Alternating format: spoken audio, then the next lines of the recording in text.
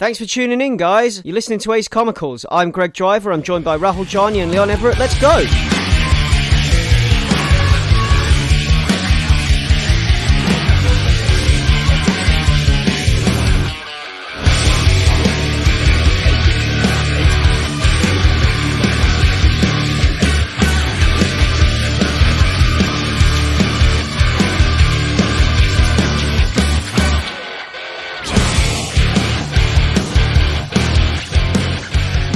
Hello and welcome to episode 92 of Ace Comicals, which is also the third and final episode in our Watchmen series.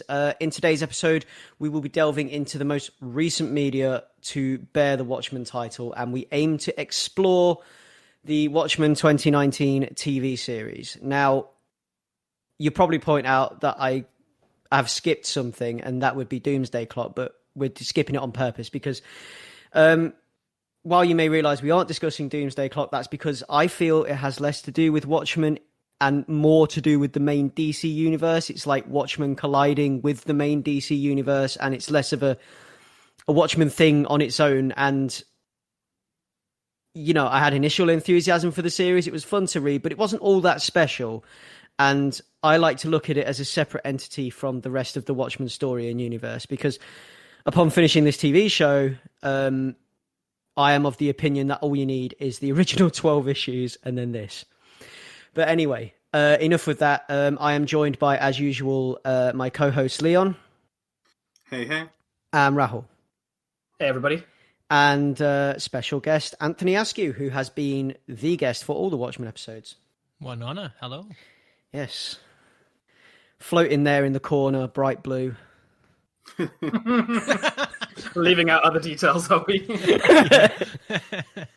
Well, yeah, you know. I'm keeping my eyes above the waist.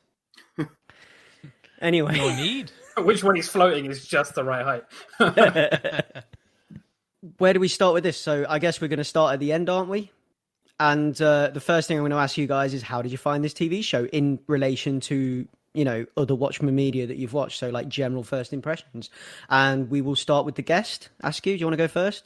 Yeah, sure thing. I went into this a little anxious, as I think a lot of people in their right minds would be. Even with those attached, I was thinking like, I don't think I want this.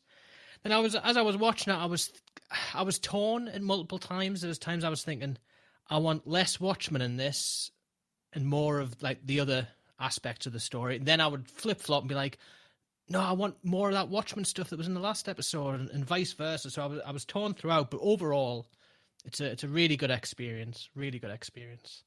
Yeah. I was skeptical at first, because when I first heard about this, that this was coming out, I was like, do we really need more? I mean, like, can they do anything... Can they do anything with Watchmen that would, you know, keep it relevant or bring it into...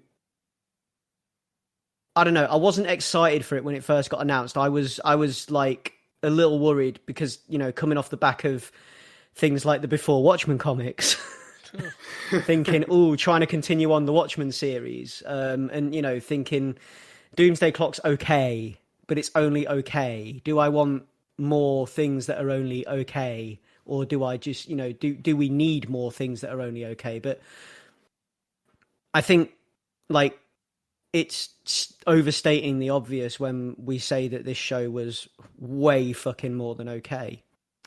And probably some of the best television I've watched in the past year, at least. And I actually feel like they've done a really, really, really good job of keeping the kind of core Watchmen soul, if you like, intact, while extending it and knitting it in a really nice way, and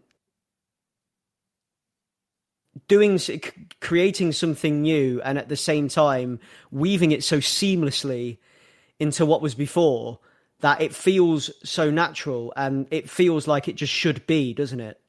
And yeah, I thoroughly enjoyed this. Yeah, I thought it was fantastic. Ray, what did you think? Yeah, I have to agree. I was cautiously optimistic about this show. I was lucky enough not to have been corrupted by the disappointing comics that came before it. And the only thing that I had prior to this was the movie, which I've gone on record as saying like I quite like the film. It has it takes a lot of missteps, but aesthetically it's really pleasing and all of that stuff. You can go and listen to that recording if you want my opinion on the movie. But following that, I was ready for something more, something that did something different, and that wasn't just taking the characters and putting them in the same adventure but more situations of the same thing. And the reason I was optimistic it was going to be made, the showrunner was going to be Damon Lindelof, and I've gone on record as saying that The Leftovers, which is a previous Damon Lindelof production, is my favorite TV show ever. And I was thinking if it could reach that same level of like gravitas and ennui and like I don't know, like The Leftovers is a very hopefully depressing show, and that really works for me. So I was thinking if they could do that, but with the Watchmen, I don't know, the Watchmen legacy, the Watchmen property, then that would satisfy me. So yeah, I wasn't disappointed. I think it really delivers on a lot of the things that I was hoping for and more. Like I was hoping for something deep, something exploratory, and I think it delivered that in spades and delivered something that I wasn't expecting from a TV show in 2019. And we can also talk about how different this show can feel having watched it just 6 months later, but we'll get there eventually. Leon, how about you? Yeah, in a very similar way to all of you. Going in, I was a bit apprehensive, but like way before, because as of you, I'm a big fan of The Leftovers, and I'm a fan of Damon Lindelof's work in general, really. But I found that the work that he did on The Leftovers, I would always refer to it to people as a recommendation. It's like adult Lost in a way, because it's dealing with a lot of like similar themes and either similar constructions, but it's not about like the mystery, and instead it's about like the characters and what's going on. And hearing that as he was working on the third season, I think it was, I remember hearing that HBO had him tapped to do a Watchmen TV series, and I was just so disappointed. I was like, after season 2 of The Leftovers, because season 3 hadn't finished yet, like for me that's one of the best seasons of TV I've watched, like maybe ever. And for him to be, after all of this, he's going to go and do a Watchmen adaptation, it just felt so needless. Like I've said this before on the cast that we did, not even the Watchmen cast, the cast that we did around the time that the TV show's first episode came out. And yeah, I was just worried and thinking like, this is not a good idea at all. Like I want the project to die so you can do something original. And then obviously we had Comic-Con and we got that first sort of teaser trailer, and that's what I was like, oh, what? This isn't another adaptation. This is a sequel? What the hell does this mean? And from that point, I didn't really know much, but I was going to watch it whatever the case, because it was my boy Lindelof. So I was like, I'm going to watch whatever he does next. And then after just watching that even the first few minutes of the first episode, I was just like, yeah, I'm bought in. This is doing something way different and better than I could have even imagined. And obviously got a lot to say about the particulars, but my apprehension was just like deleted really. And by the time that we got to the end, I felt that this was definitely, for me, last year was my favorite drama of the year. But on top of that, I think it's just it uses the form in a way that I really enjoy, which is where you have something set in a genre, whether it be sci-fi, superheroes, fantasy, whatever, and then you ground it in like real world stuff that, and then you blur those lines. And obviously, Watchmen the comic book was genius at doing that, and I feel that Watchmen the TV show is a great continuation of that like lineage. And where I was worrying in some degrees that we would get sort of a carbon copy or like a TV version of the movie, just with a squid at the end instead. Instead, this it broke down things to their more constituent parts, and it was able to tell a compelling story with like really interesting and multi-dimensional characters. But it's also like satisfying, and I think that obviously I went in being like a Watchmen stan, but I think from what I've heard of people who've never read the book, that it really worked for them as well. But yeah, like too long, didn't read. I really enjoyed it. Yeah, I mean, for people that didn't read the book, I would think that this would be a fairly confusing watch. I was going to say anecdotally, just because my girlfriend had never read the book, which is a point of contention between us. Very quick side note, I bought her that book on our third date, and 8 years later, she still never read it. You still with her? But she's never read it, but she watched the TV show with me, and now that's finally convinced her to actually dive in. So I'll say that much. The thing is, though, the stuff in the show that if you didn't have the comic, they would feel like huge plot twists. And like, just with Vite and stuff like that, and like not even the reveal of who he is, but the idea that he caused like the monstrosity in the like in the 80s and stuff, like that would have been a big shock.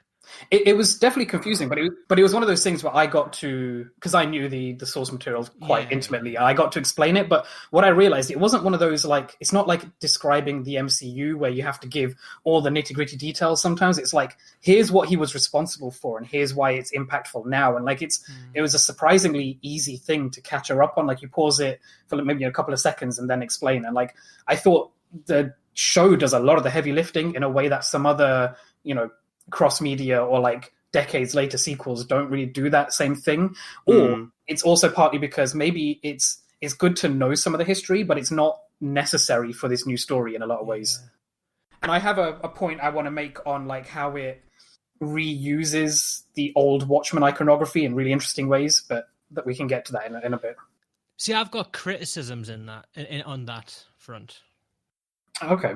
Well, Greg, you wanted to finish your point on how it is for new readers, Yeah, I have a so I have a really bad habit of stopping things and explaining things, like especially with like MCU movies, because I'll get asked a question, and you can't ask me a question because wait, who's asking you the question? Sophie's asking me the question while she's watching the show. Or she'll watch the film and she'll be like, "Okay, so who's this guy? Like, what does he do?"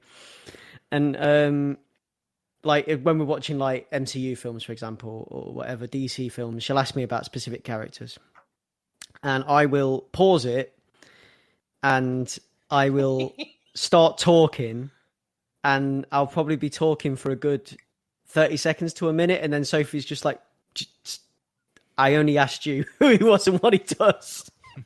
So like I can't help myself. If you ask me questions, I trail off, and I have this bad habit of like talking for paragraph after paragraph about like, because I just regurgitate the information that I have stored up in my silly little brain.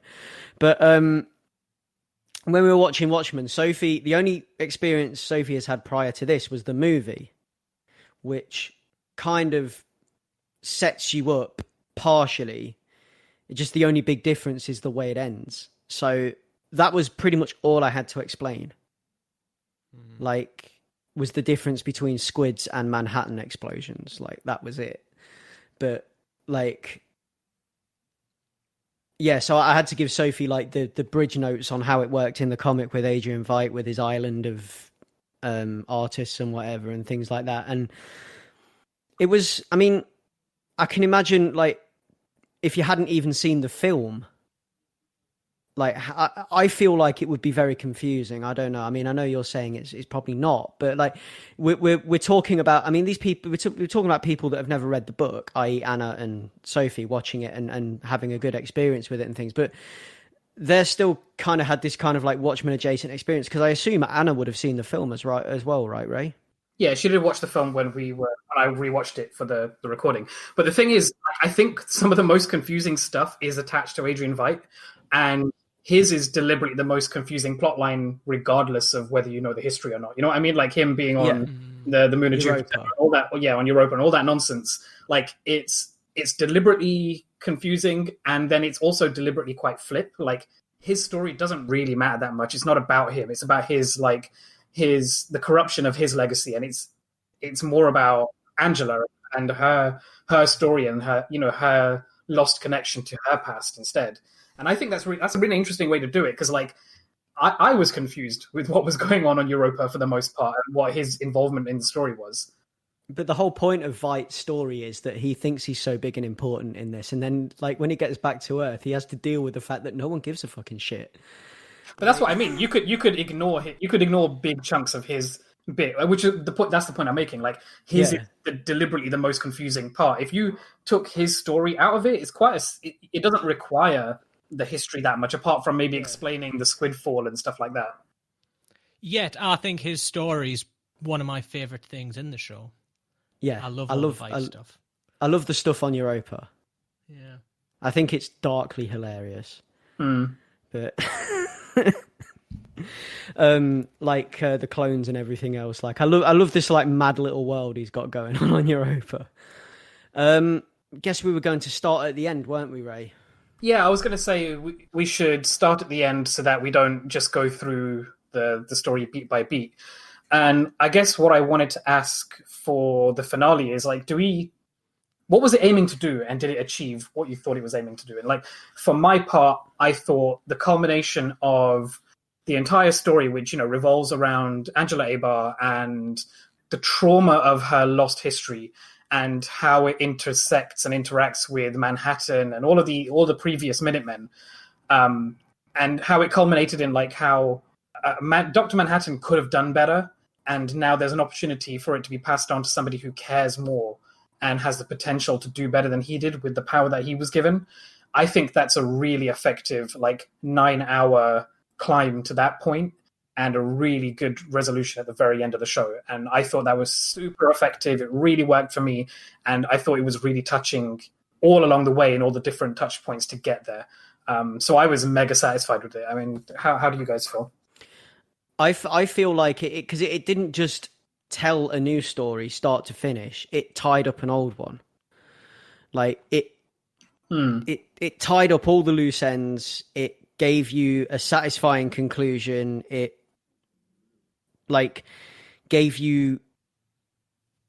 was more satisfying than the ending of the original Watchmen book. Oh, I don't know about that, Greg. I do feel like it was, because it actually tied it all up. It's like, you get to see where everything ends, like how it all ends up, and it actually ties it all up in a nice little neat bow, and then you don't want anything else afterwards.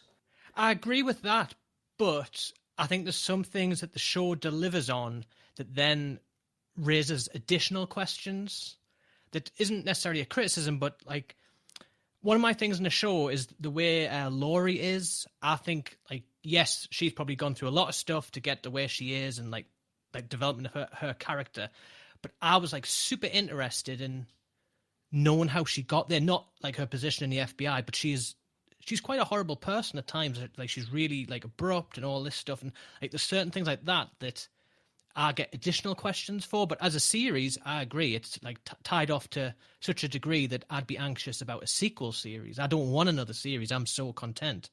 I don't want any more, and I really hope that they don't do any more, because I know people, like, there's all this stuff floating around that I've seen on the internet where it's like people have been asking about a season 2 and whatever else, but Lindelof doesn't have any plans to have anything to do with the season 2, does he? And they don't want to make it unless he has anything to do with it, is what seems to be the... I guess depends how much money's getting. He says he's told the story he wanted to tell, and I really hope he leaves it there. But what's stopping someone else? Because like it is very much a story within itself, but I'd quite... Although I've just said I don't want another series. I think a problem with this line of inquiry and thinking is that it's kind of pointless, because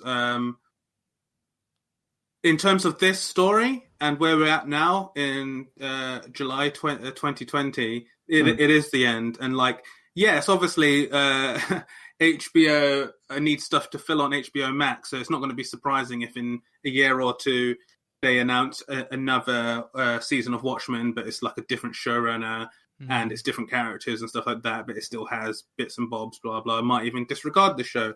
But I think for the discussion of this particular thing, we don't know because we're in July 2020. But a lot of people seem to get wrapped up into the discussion of is it the end or not. And as far as we know, and for this story, it is the end. So we should probably discuss it as being the end.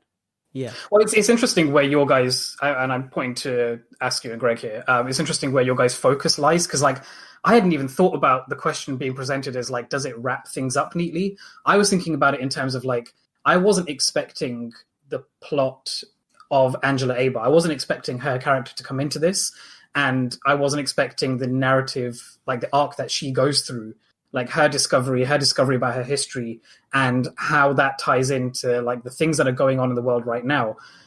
Because I was surprised by that, I think I was so moved and satisfied by the ending. Leon, do you feel the same way on that? Like, I don't know where your focus lied towards the end of the show.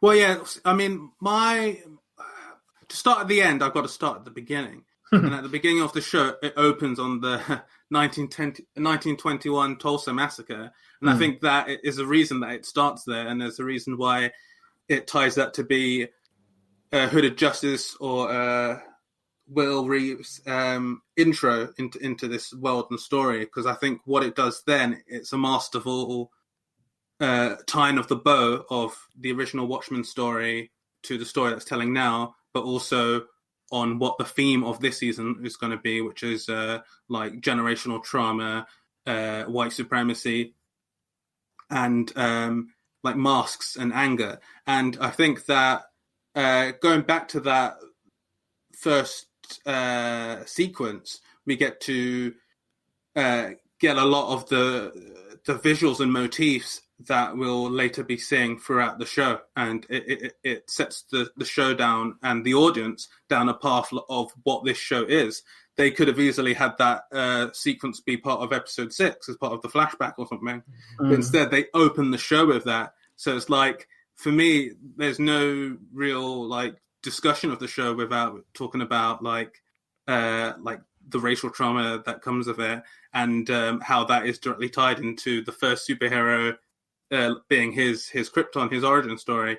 So like tying that to the end, I feel that more important than like quantum centrifuges and stuff like that is the discussion in the theater, which is like a rebuilt theater in the place where the show started nearly 100 years before.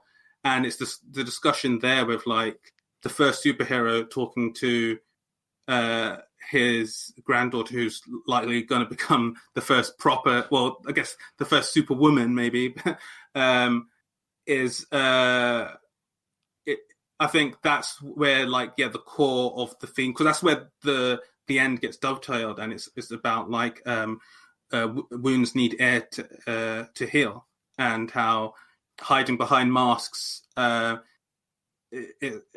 they were means to ends for various different people throughout this story, including the original book.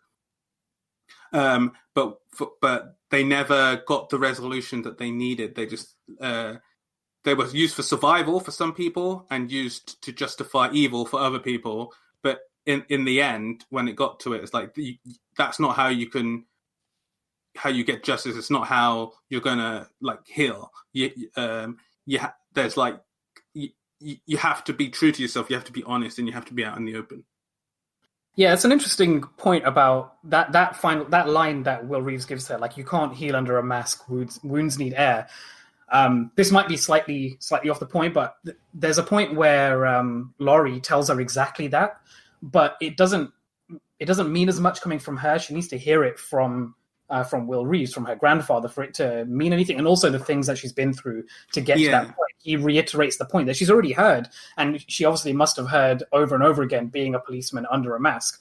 And like, it's interesting because talking about like the dovetailing bookends of the show, Reeves's origin story is also Angela's origin story. Like, she didn't know her family, she didn't know her legacy or her roots. It was taken from her because of the thing that he went through as a child. And like, to have it all tied up at the end and him revealing his machinations in order to like give her legacy back, that worked really well for me. Yeah, with the scenes in where she kind of like where she does the DNA test and stuff in the Heritage Center and everything else. all of that was kind of cool. Yeah, it's a fun reveal. Especially because you don't know who Reeves is at the start, and like he's painted to be a villain. He's painted even almost as being like, I forgot what it was. It's very early on in the show. Like there's a sinister edge to him because we don't know that he's the Hooded Justice until episode 6. Well, I kind of had an inkling that he might have been Hooded Justice when he was sat outside the bakery saying, "Do you think I can lift 200 pounds?"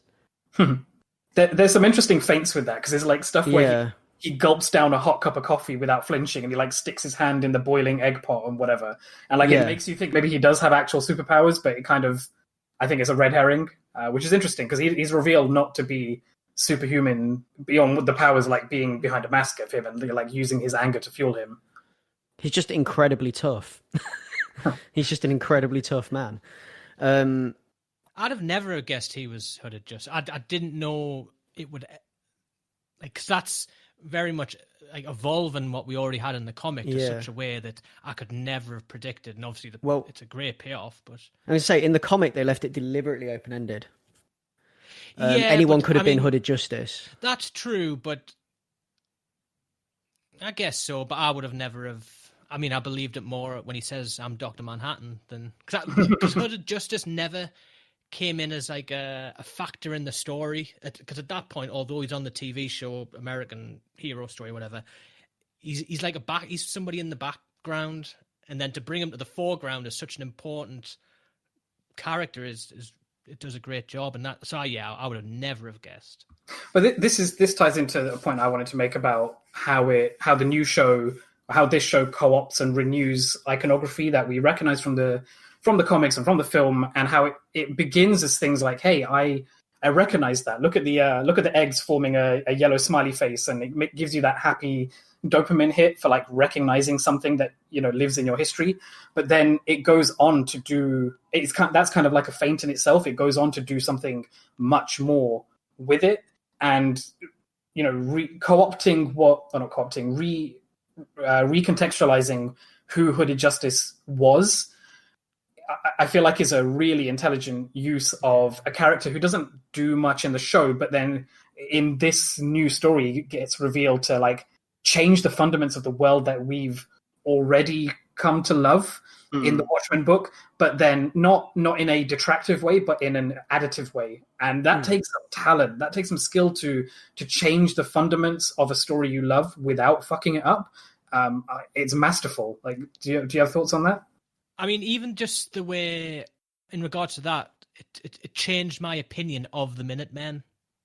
And I think that's such an important moment when you're like, when Hooded Justice is trying to kind of allude to the Cyclops stuff and their experiments and stuff. And what's Metropolis? Metropolis is like, just silences him basically. And that's like, damn, like, even I believe, even just as someone who reads the stories in the original comic, like the little articles and stuff, you kind of weirdly idolize them. And the truth behind that is great. Like, and that's the thing. I think that is tied to, considering how little we know about them, the most that we know about them is because of Under the Hood and the first Night Owl, Hollis Mason, and that's a autobiography written in nostalgia.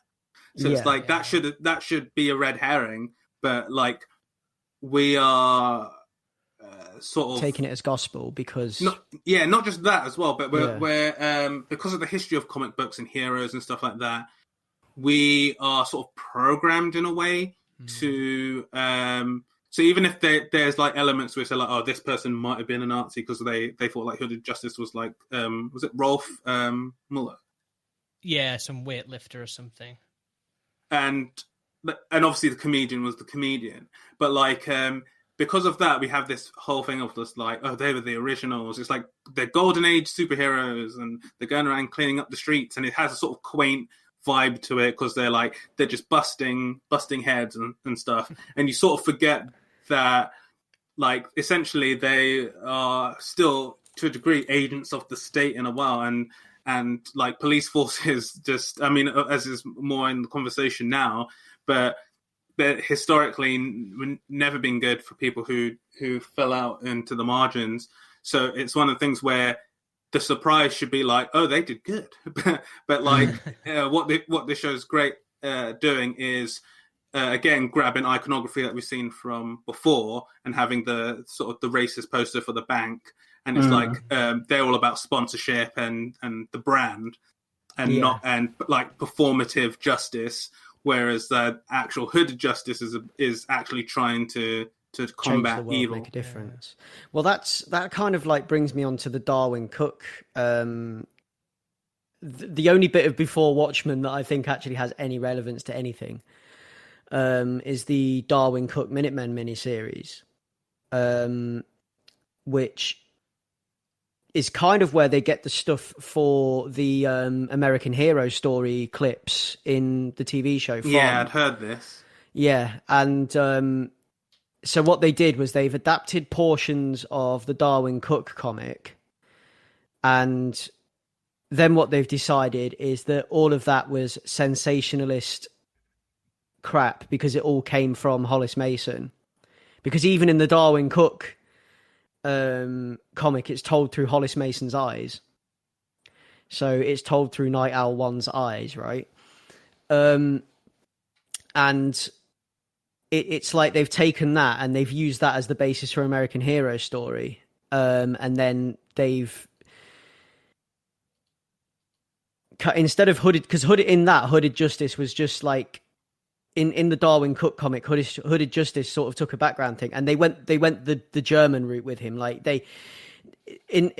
Darwin Cook kind of took it to the point where hooded justice was going to end up being the strongman, the circus strongman. And it kind of pushed you towards that conclusion that he was the circus strongman. But also, maybe he wasn't, because we never know, because we found the circus strongman dead, but we don't know if, you know. And it did the thing where, this did the thing where it took that and it kind of flipped it, where hooded justice was the one searching for true justice. Whereas in the Darwin Cook comic, it was...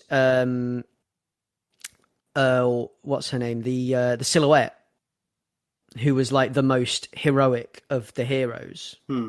Like the Silhouette was the one who was looking for true justice. She was looking to bust open some kind of paedophile ring, like to save the children, basically. And Hollis Mason was helping her with that, but obviously was a little bit inept.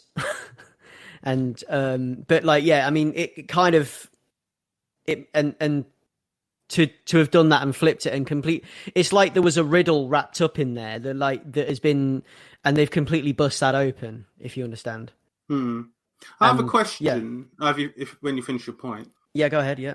So my question is to you guys is, what are your like sort of takeaways to like the point or like the theme of the whole thing?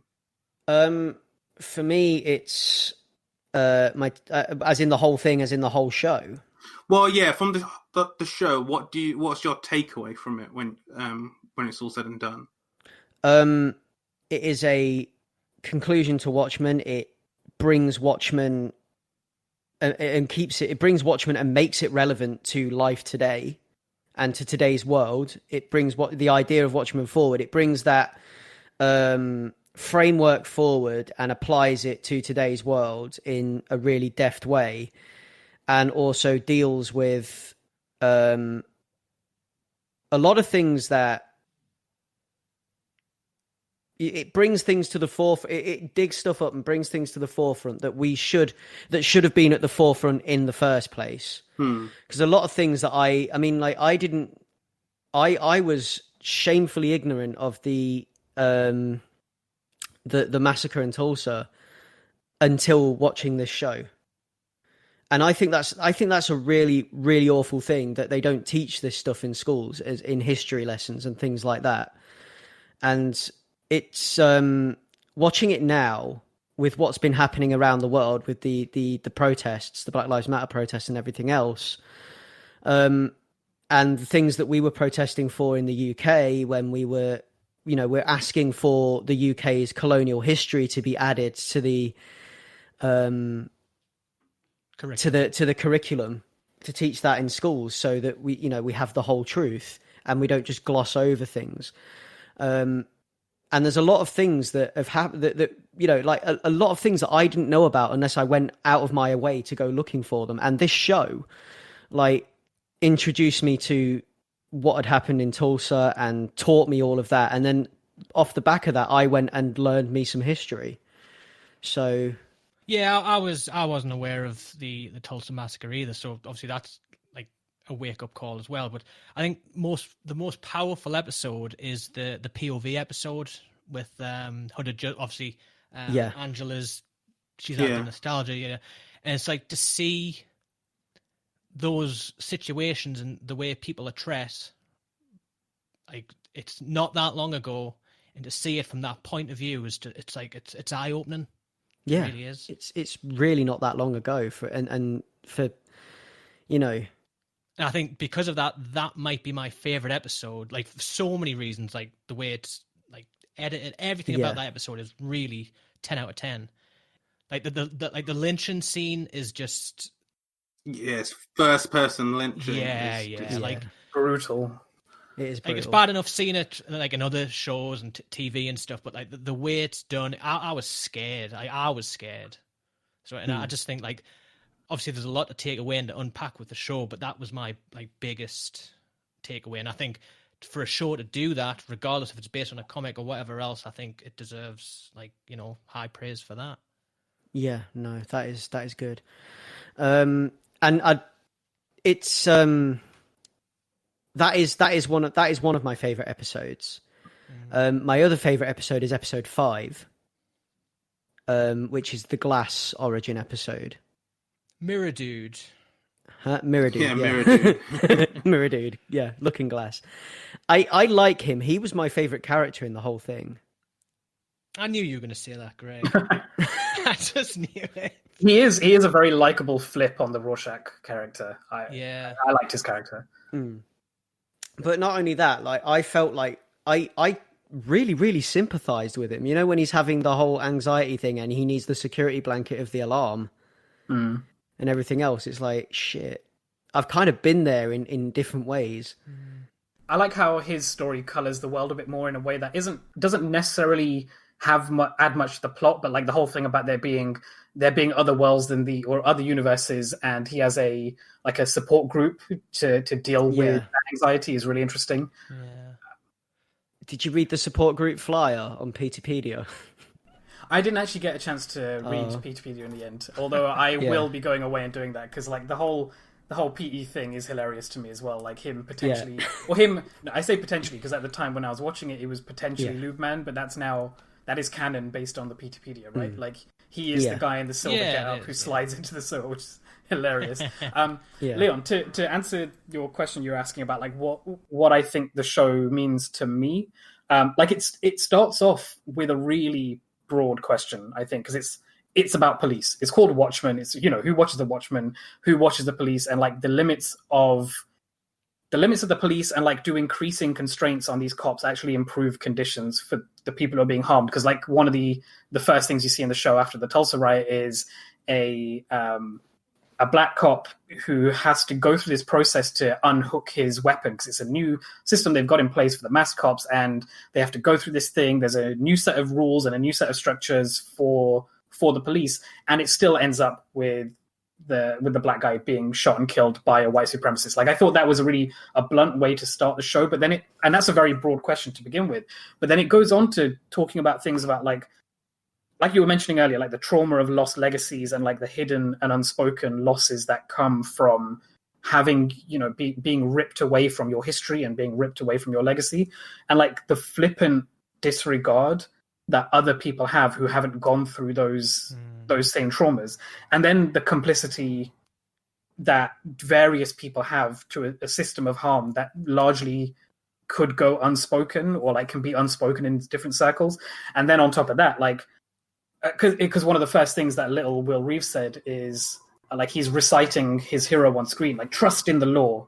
Like I feel like that's one of the main theses of the show is like, what does it mean to trust in the law? What would it take for the police that govern you to be trustworthy? And I think that kind of spiders off into how you treat your allies and how how trustworthy or untrustworthy the people who claim to be your allies actually are, because there's multiple instances of allies in the show as having ulterior or selfish or even outright malicious motives. Like there's a whole spectrum of them. You have the guy in episode 6 as a flashback where Reeves brings in that guy Frank, I think it is, like Fred.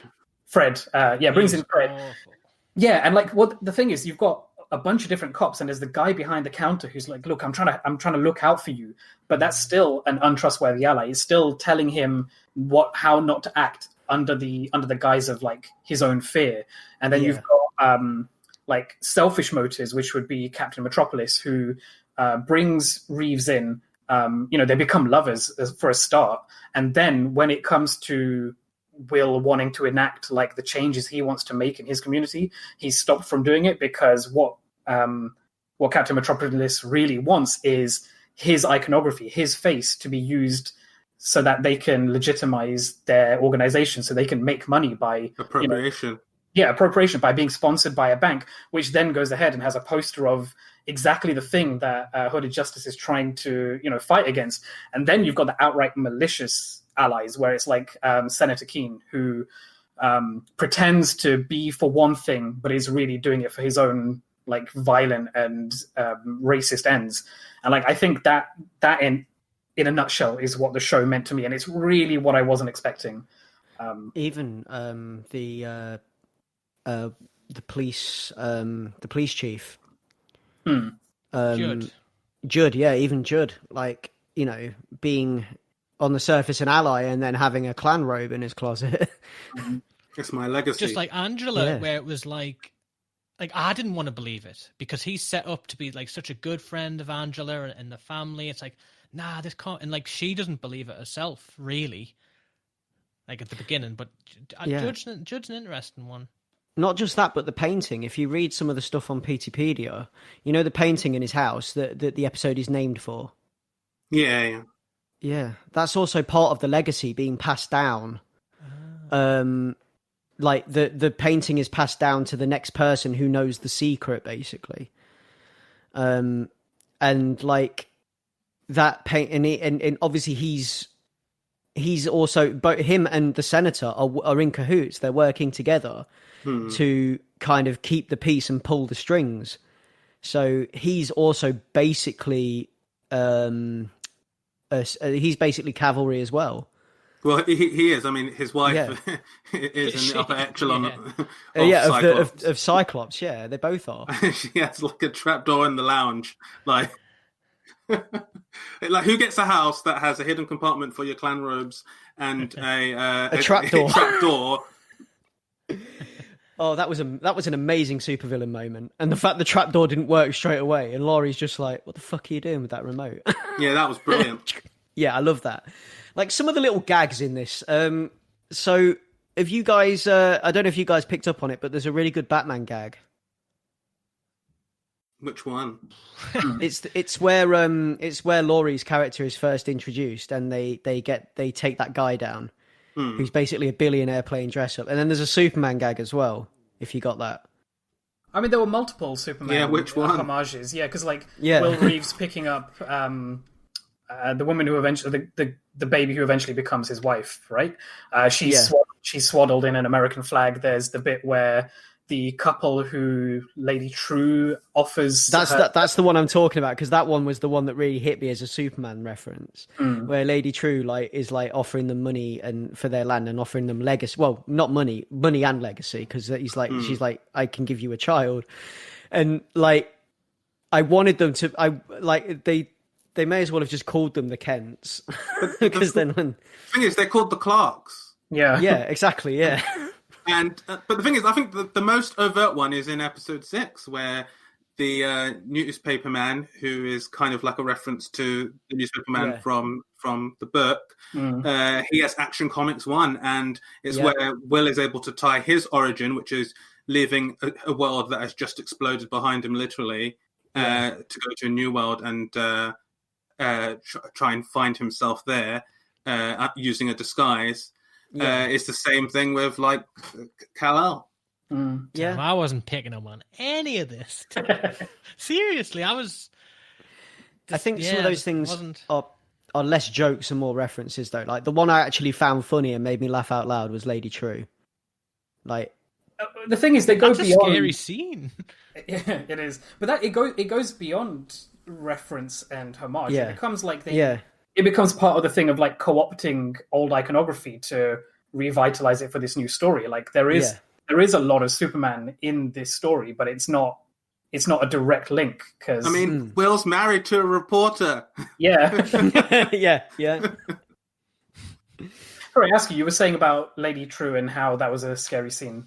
I just think because you see her briefly before then with Will, and you kind of like. I think that's what made me unsure about Will at the beginning because you see him and Lady True there together, but I just think that's a really unnerving scene because I feel like you don't know what she's capable of. Like you really believe she would kill the baby. Oh yeah. Well, she would.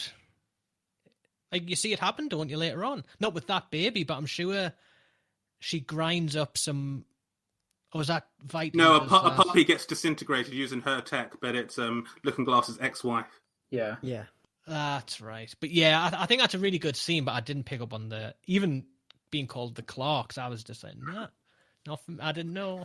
You on your phone or something when you watch? No. I think I was just so because I spent a lot of time trying to work stuff out because I felt there was a lot of mystery and like I'm a sucker for that, and so I was focusing on trying to think what stuff could be rather than spotting Action Comics #1 on a bookshelf or something. I did see. He's reading it to him. It is right in the middle of the frame in that scene. All right then.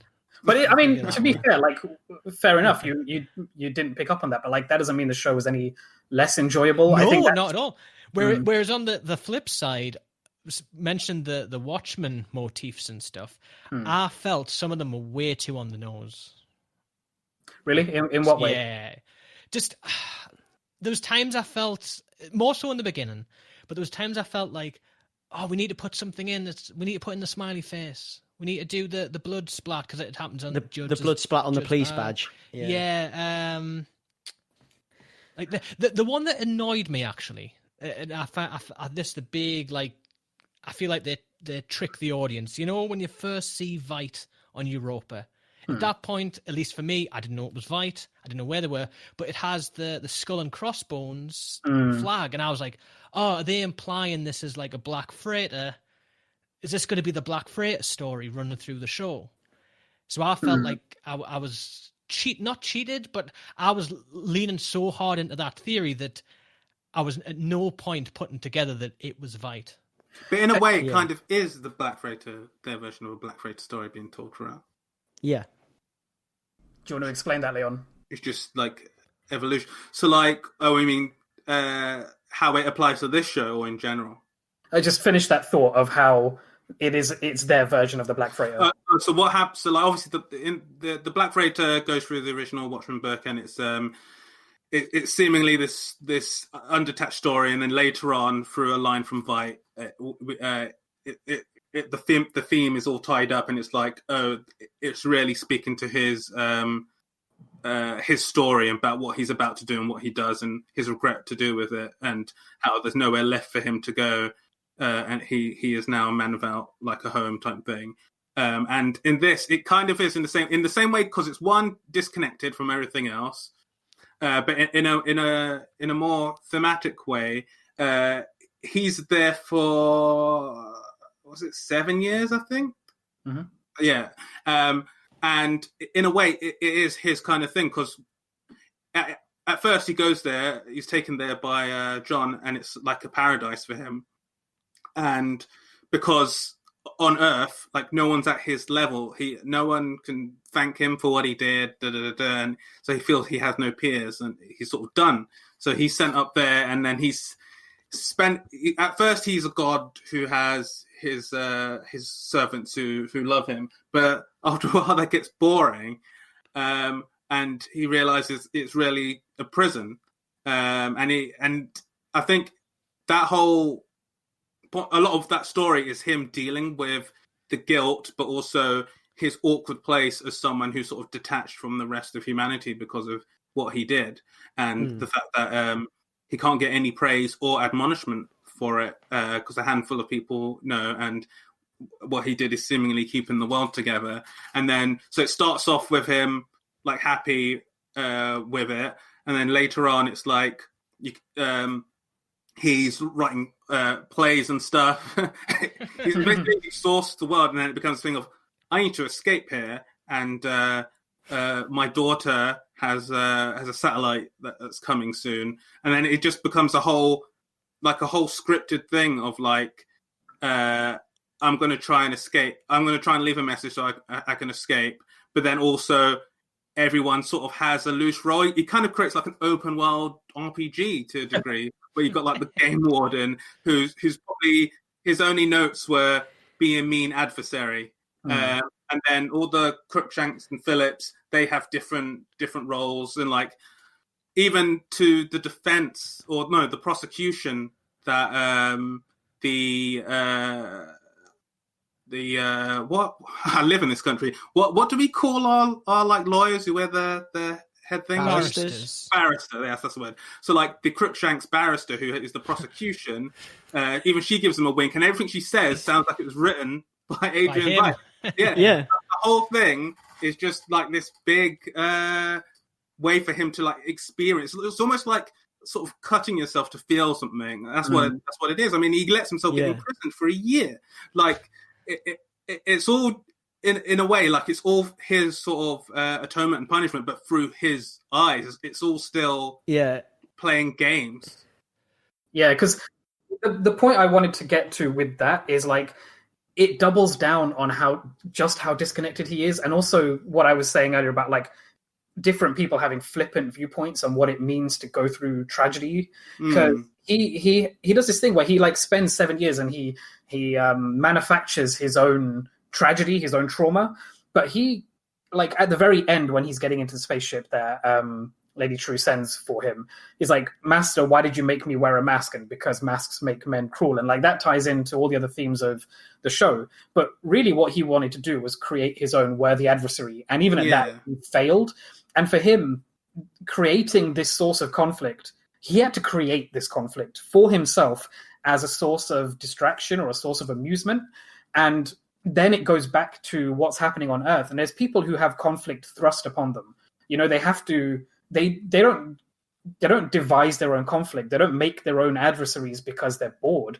They have to deal with real world problems, real world malice. And they put on their masks to protect themselves, whether they be the actual people like Hooded Justice, or whether it be the police when they've got their yellow mask on, or whether it be the detectives who actually become like superheroes themselves.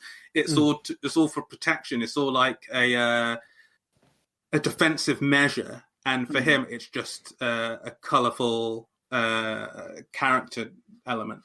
Something to keep him entertained.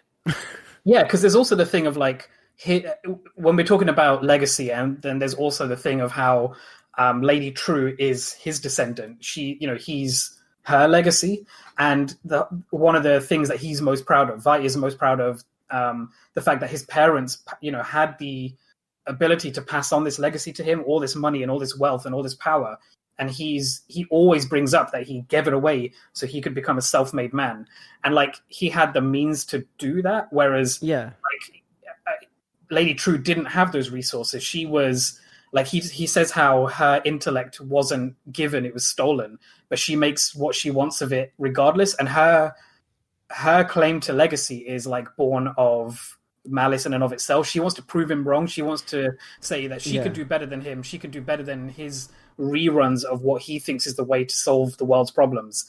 And then spit it back in his face. But it's also... Oh, sorry, I was going to say... No, go on. It also comes from, Veidt, did everything he did from a place of privilege. Because he's this like, blonde white guy who, even if he gave away his all of his fortune, he's still, like, a foot in the door more than Lady True would have been. Also, there was a template to follow, which he followed, which was Alexander the Great. Exactly, yeah. And Lady True coming from the American colony, as it is in this show, like America have basically gone in and colonized Vietnam. Like she probably would have had it that much harder. But yeah, I mean, it's like he's telling her to do something, but he doesn't, and he's not recognizing when he has that conversation with her. The first thing I picked up on was I felt like he doesn't recognize that. Yeah, but do you not realize that it's going to be like 100% harder for her anyway? Like, but yeah, and I like that they don't lean too hard into that because they go heavy on some other similar points. But yeah. I just want to jump back to like the motifs sort of thing. And I think there's cleverer, smarter nods that like one that stands out for me that's not in your face is when Laurie first meets Carl. They've got like this really like good chemistry and they're really friendly. Like that to me is better than let's stick a smiley face somewhere.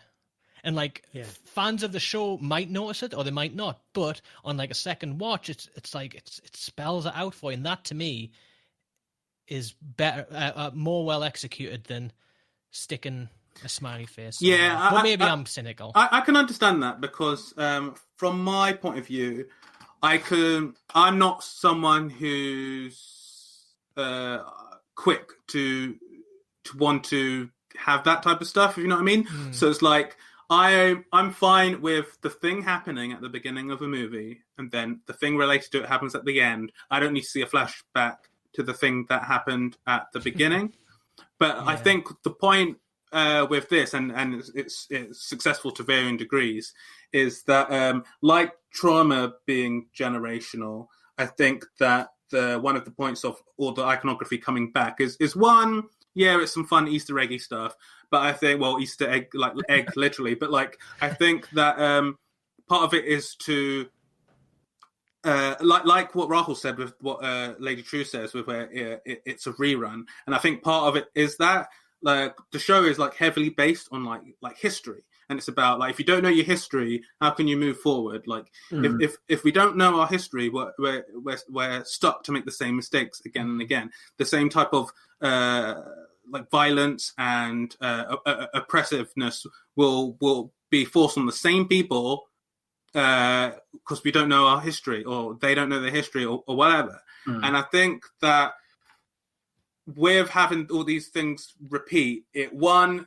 is a tip of the hat to the book, which would bring up different visuals again and again and again and again to ram home its different meanings.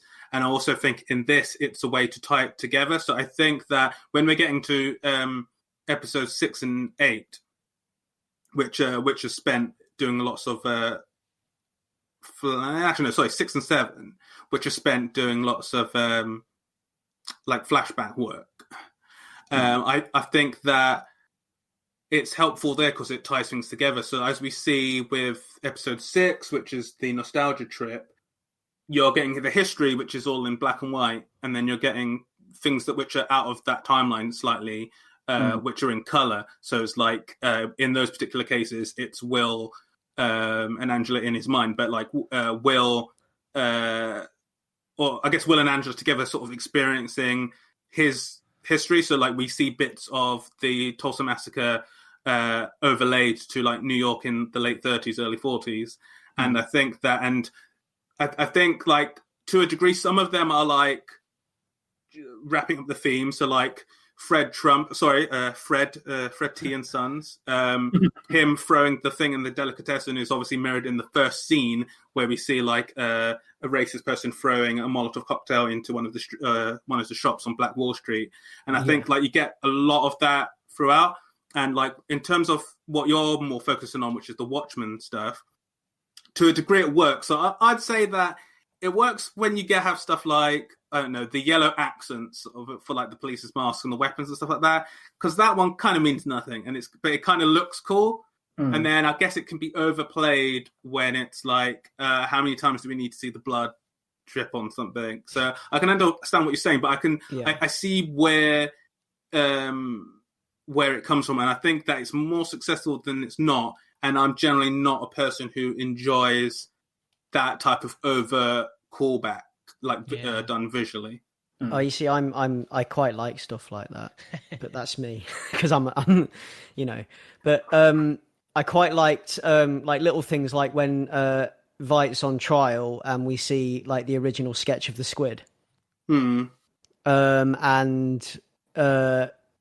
Looking Glass eating beans from a can with his mask like peeled slightly up, like all those kind of things. For me, like I like that kind of stuff because I just like the production and like the knowledge that goes into it. But to me, on its own, it doesn't really have that much value. It's just cool. I think I don't know. I think I think that's part of the magic trick as well. Because like it wants you to feel, this is what I was saying at the start, like it wants you to feel warm and fuzzy and recognize these moments. But then it is also like what the book was doing, and like Leon said, like it hammers home its points and all the different ways that these things can have meaning through the repetition of it. And also, don't you think it has a bit of the Force Awakens weight to carry in a way?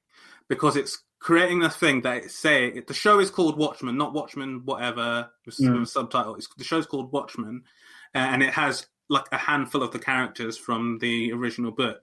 And we know why it's called Watchmen, because ultimately at its core it's speaking about a thing in the way that Watchmen the book was commenting. So that was created in a time of unrest and fear of like the Cold War and nuclear war, and in this show that thing is tied to white supremacy and racism on all its varying different levels. And I think that it has to live up to its framework. Yes, and that's the thing. It has to. I think using a bit of a broad brush, it has to do that in a way to make it Watchmen. So like, and there's so much stuff in there. I mean, there's stuff that's directly tied to the storyline, which is obviously the 7th Cavalry wearing Rorschach style masks, and then there's this nice little subtle stuff like when Will is calling up Captain Metropolis and he's saying like Cyclops has got this plan because they did the thing in the Harlem Cinema, and he's like blah blah, like you can sort up black unrest at another time, and obviously that is a callback to the Crime Busters and their little map that the comedian sets on fire, and showing one of the things being black unrest, and obviously tying into the whole thing of like these would be generally agents of the state who would be crushing dissent at a time when civil rights were trying to push forward. But it's like stuff like that is really cool. But then I think that the more overt stuff is still cool, but like when it's done right. So like I think the first episode is loaded with a bunch, but I still think it's cool to see like, oh, the police are using Dryberg's tech now. So it's like, so they have an hour. There's no reason for them to have an owl ship thing. Have an Archie of their own, but it's kind of cool and it kind of works in the world, especially them explaining away like people being scared of lithium batteries and stuff because of Dr. Manhattan, and how there's no smartphones and stuff like that. That was one of the things I found really interesting about this show was parsing out the differences between our timeline and the Watchmen timeline and how they are behind us technologically. Massively behind us technologically, because Lady True they've got a portal gun. Well, yeah, I mean they've got stuff that we don't have, but then again they've got a man from Europa back to Earth. They also had electric cars in the 60s. I'm talking about consumer electronics and shit, right? Because they've got things that we don't have, and they're way more advanced than we are because they've got all this knowledge that Dr. Manhattan gave them. But because they were scared of that knowledge for so long after discovering that. Well, after the whole scandal breaks that Dr. Manhattan causes cancer, like you've got like things that have been pushed back that aren't things that are just happening in this show that we've had for like a decade or so. Like the fact that they were making a big thing in the Peteypedia pages that I read that Lady True was giving out HD TVs to people to apologize for the raucous she was causing by building the it's apologise for the nostalgia thing, isn't it? Is it? I think is that the nostalgia or it's the disruption from the Millennium Clock? It was she gave HD TVs to everyone in Tulsa to apologise for the clock or something. Wait, where's this info coming from? Peteypedia. So if you go to the official HBO Watchmen site, you can go to. So this is right. Okay, I thought it was something random. It's their version of all the supplementary materials from the book. Oh, that's really interesting. Yeah. So, like in the book, at the back of each chapter, you'd get like an article from the New Statesman or something like that. And it's called Peteypedia because it's maintained by the agent. Yeah. PT, yeah. And also, PT writes a lot of memos that aren't memos, they're basically just fanboy articles. But yeah. Are those just some like fan-made wiki page that you No, were like cannoning off info with? You know, they got HDTVs. I'll tell you what, like one of the cool things that they do with that, you know, so you've got, you guys familiar with Frederick Wortham? No. The guy who wrote Seduction of the Innocent, which was the whole thing about how comics are bad for kids and led to the kind of like the supposed censorship, led to the censorship of comics and the introduction of the Comics Code and everything else, right? Because they did all these Senate hearings and things where he and things about him saying that comics depict, you know, like either overt or covert depictions of violence and drug use and whatever else in crime comics and horror comics and everything else was corrupting children's minds. And he was like this prominent psychiatrist at the time who wrote this book, and people kind of took that stuff on board, and this is where we got the Comics Code from. Well, in the Watchmen universe, Frederick Wortham, because superhero comics weren't a thing and it was pirate comics, his psychiatry and his theories were applied to real life superheroes, and they came up with the Wortham scale, or the Wortham spectrum, I think they call it, where they assess superheroes' personalities on the Wortham spectrum. So, like that's how police and how people in the anti-vigilante units and things like that were like assess these, like do like behavioral, or what do they call it? Where they do like the whole thing that Mindhunter was about, where they can do a what do they call it? A psychoanalysis. Not a psychoanalysis. No, they can work up a like a profile, or that's it, a profile. Yeah. So they use this stuff to get a profile of the supposed vigilante that they're hunting, so they can like assess their personality using the Wortham scale, which I thought was pretty cool. That's like a really, really, really nerdy thing, but I thought that was awesome. Pedia info. It's in the Pedia articles. Right, They just like wantonly mention the Wortham scale, like or the Wortham spectrum, where they're like they mention Rorschach, and then where is it? If I can find it, I'll read it out. So yeah, unlike season 1, which focused on the life and times of Walter James Kovach, aka Rorschach, who is an objectivist sociopath on the Wortham spectrum. So yeah, it's cool how they do that. And I thought that was awesome. And another thing that this stuff taught me as well, you know, the hero in Trust in the Law, Bass Reeves. Yeah. He's real.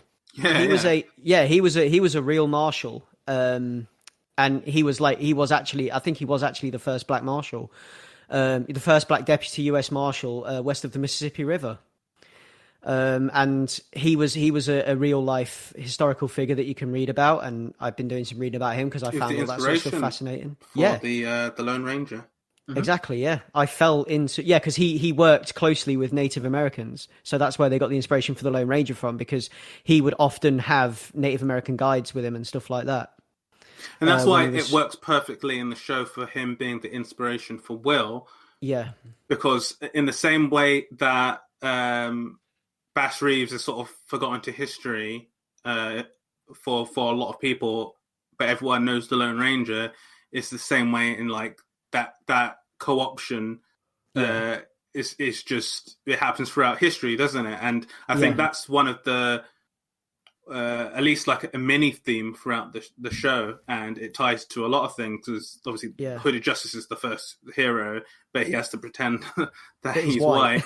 But then like it brings up all these other heroes, and no one knows that the history that, just like with rock and roll music, most American popular music, and so many things, it was like created by like black people or people of color, but then they weren't the ones to sort of get the recognition for it. And I think it's such a smart way to tie it in this show. Yeah, and if you look up, because there's a whole there's a whole piece about Trust in the Law on Peterpedia. Yeah. God, Greg, are you sponsored? Yeah, man, I love Peteypedia. This is like my jam, like learning, like getting to learn real history through comics and TV shows. For Like, sure, so, yeah. the guy who directed the in-show film, Trust in the Law, which is a fictional movie, the director of that, Oscar Micheaux, was a real-life director who directed silent films. He was an African-American author and film director. And he did a lot of silent films, and I think he did some sound films as well. But yeah, so they used like real life. I love when they do that, when they use real life figures and like put them into these alternative timelines. Even like the president being Robert Redford. Well, saying like, because you have like Redford coming in, and then there's a lot of things around that. So, like, when Angela goes to the cultural centre, which is built in Greenwood at the site, the main site of Black Wall Street Massacre, when you're going through the DNA stuff to find your family, the person you're greeted by is the U.S. Treasury Secretary, who in that world is Henry Louis Gates Jr., who is the historian, who in America is known widely for I can't remember the name of the show, but it's the show where people like celebrities go on to find out their roots and their DNA. I know what you mean. Yeah. And then on top of that, he was also, because he was a professor at Harvard as well, he's also the person where we got that bear summit during Obama's early years. So what happens is that he was trying to get into his house because he got locked out of his house, and then he was arrested on his own doorstep by like the police around there, and then obviously that blew up into a big brouhaha because obviously he wasn't committing any crime, and then that got to a big thing where like it got so big that Obama stepped in and they had what was called the Bear Summit, and this is super like centrism in 2010 or whatever, and then so that him, the cop, and Obama like meet up for this thing to sort of quell the unrest that came from it. But it is funny that he's picked to be that because especially in that particular thing, the way how this world works is that people get what's referred to as redfordations, which are reparations for in the show. It seems to only highlight, from what I've looked at, that it's only for victims of like the Tulsa massacre. It's not reparations for like other horrible stuff. And America has, as we do over here in the UK, has thousands of situations, events, and cases where they've massacred or like grossly hurt people's lives. But it seems like the Tulsa Race Massacre is a thing that is one of the only things that has led to people getting reparations. And it's funny because in the real world, Henry Louis Gates Jr.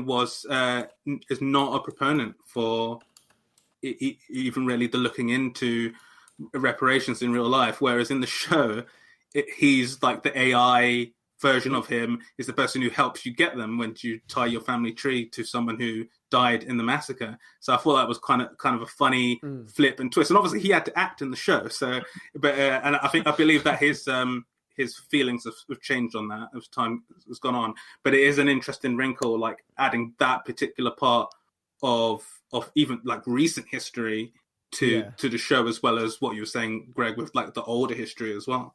Yeah, I think it only deals with the Tulsa Race Massacre in regards to redfordations, but I get the impression, reading some of the extra material for the show, that it was actually applied to other things as well. Because there's a document that kind of mentions like that, obviously other atrocities alongside the Tulsa Race Massacre, and they mentioned the Red Summer of 1919 as well.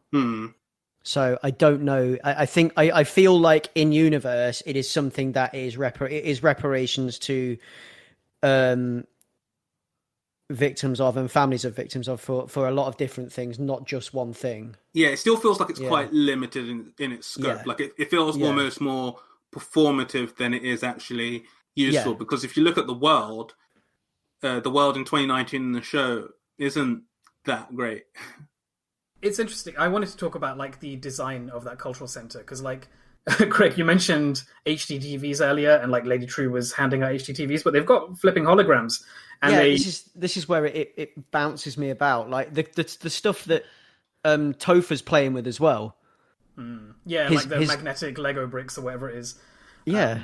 But like specifically about the cultural center, like this is just me nerding out over like museum design. But I really like that there's you plug in your history, you get like Abar has the swab from Will Reeves, and she deposits that into the machine, and it spits out like a tangible object, like this acorn, yeah, which is a representative of her legacy that she didn't have. And one of the major points of this center is people can go and rediscover their history, rediscover their family tree, get the acorn which grows the roots of this tree.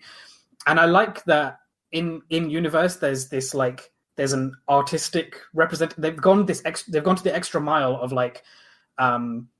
giving form to function, because then she has to take the acorn, deposit it into this thing, and then you get to physically see like a hologram of your family tree being fleshed out, and like historical documents being attributed to like the different faces and stuff. I just thought that was a nice place to put some art design resources into, because if that kind of stuff existed in real life as a way for you to discover your heritage without having to go through some skeevy like DNA harvesting app. Yeah. I thought that was super cool. But Leon, you said something about how like it's performative as well. Like, what did you mean by that? Because I think that if it's like a handful of cases, then because reparations aren't really about giving money to people who were like descendants of slaves or whatever, even though that's what it's often flattened to in discussions. But the main thing of reparations, at least like modern conversations on it, and I mean the show is partially birthed because Lindelof read Ta-Nehisi Coates' The Case for Reparations, which is where he found out, and where I also found out about the 1921 Tulsa Race Massacre. But like the whole main concept is like sort of restorative measures to level the playing field and to fix things up in ways that aren't just temporary, like affirmative action. So whether that takes the case of like wealth, like, and which is writing people checks, or whether that is in the case of fixing certain places, like fixing the schools and the infrastructure in towns and cities that have been abandoned. There's no end goal of that conversation yet, but I mean, the things that they were talking about last year and the year before in Congress when they were finally having those conversations is a starting path. And I think it's performative in the way where if you cut people a check, because like in this town, your grandparents were slaughtered or whatever, so like here's some cash or whatever, that's obviously good for the people who are there. And if there's other cases where for other people who are part of the Red Summer, that's great. But then it feels like it's putting a Band-Aid on a wound, and we know wounds need to heal, but it's not actually fixing the wound. It's not actually going to the underlying circumstances, and that's where it's kind of like, we sorted you guys out. Come on now, we sorted you guys out. Yeah. Don't ask for anything anymore. Whereas instead, for a true attempt at like reparations, it'd actually be removing the institutional barriers which still stand in the way of various peoples trying to just live their life. So that's where I think that is a good critique of this system, because it's not treated like it's not like the West Wing, where it's like, it's not like some liberal, and I say liberal, I mean that in the lowercase L. It's not some liberal like Democrat center. It's not a case of like removing term limits is bad when it's the Republicans, but it's good when it's the Democrats. It's not really shown that way, because what we see is that there's a lot of similar ills, and a lot of, because things are slightly more progressive, you get like the backlash is more overt in terms of people like the 7th Cavalry, but they haven't really fixed America's problems. Instead, they've just added stuff to it. So like American hero story, which is kind of like, it's like a mashup between the Zack Snyder movies and like the Ryan Murphy shows, like American Horror Story and stuff like that. It's like a mashup of those two. But like before that starts, you go through like 90 seconds of disclaimer at the beginning. It's like, it may include violence, blah blah blah blah blah, and it's like the cop right at the beginning, the one who gets shot. When he's speaking to the guy, he has to ask him permission if he's willing to answer, like to begin being asked basic questions. And it shows you that a lot of this stuff is just like, and like with the gun release and all that stuff, it's not actual measures to create a better world, because they've not gone to the source and tried to fix stuff. Instead, they've just tried to prick stick some solutions onto a decaying structure, and as evidence in the show, it doesn't really hold up after a while and starts to fall apart. To mention the Red Federation in the series, Red Federation, the kids are even like mocking Topher for it as well. If I remember. So it's like it's something that like everybody in the town seems to know about, and it's kind of it's a big thing, because like when Angela goes to the cultural center in the day, there are people picketing it, and but like for like just October 2019, it's like, oh wow, this is the flip universe, because we've got like right-wing people holding like placards and stuff outside the center, and it's like, oh yeah, this is the flip universe. Like racists would be doing that, and then like during COVID like 2020, we got that, but instead of them protesting this, like even before the Black Lives Matter stuff, even they were protesting being able to get haircuts. And then a few weeks later, they were counter-protesting statues. And it's like, wow. Like the show, I think the show feels like it was ahead of its time, but that's only because like history is ahead of its time. Yeah. It does. When you watch it now, it feels prescient. It really does. And like it's just, there's so much like watching this, like when I watch this now and me and Sophie watching it, and we're just like, this is just like completely on the pulse. Like it's almost as if they predicted it. It's weird, but yeah. Don't just steer away too much from like the thematics of it, but there's a question I wanted to ask, which was something I never occurred of until just the other day. It didn't occur to me till just the other day, and that was that when Looking Glass gets in his bother at the start of that like backstory episode, does he have powers? Because he can read people in a way that is... No. He doesn't have superpowers. No one has superpowers.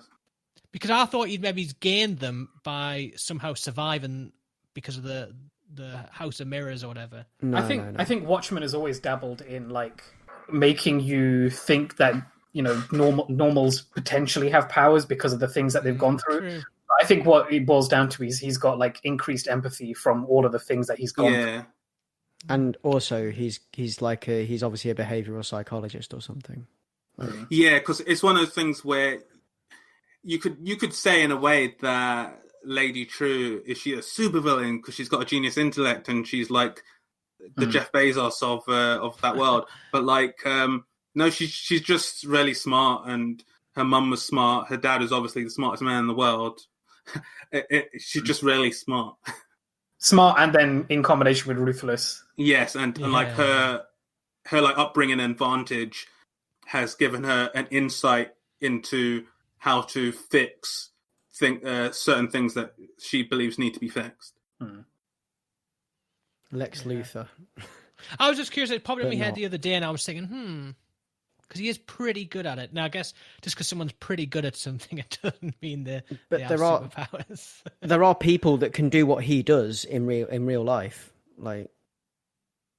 And like, if you think about it from the perspective that he doesn't have superpowers, what he does is either kind of bogus or extremely clever. Because like putting people in a room and then just watching them as you trigger them with like images and like just things that would either inflame their senses or like, would you take a shit on the American flag or something like that? Well, there's a few of these really funny things that he does to try and pull like an emotive reaction from people. Yeah. How would it make you feel if I took a shit on the American flag?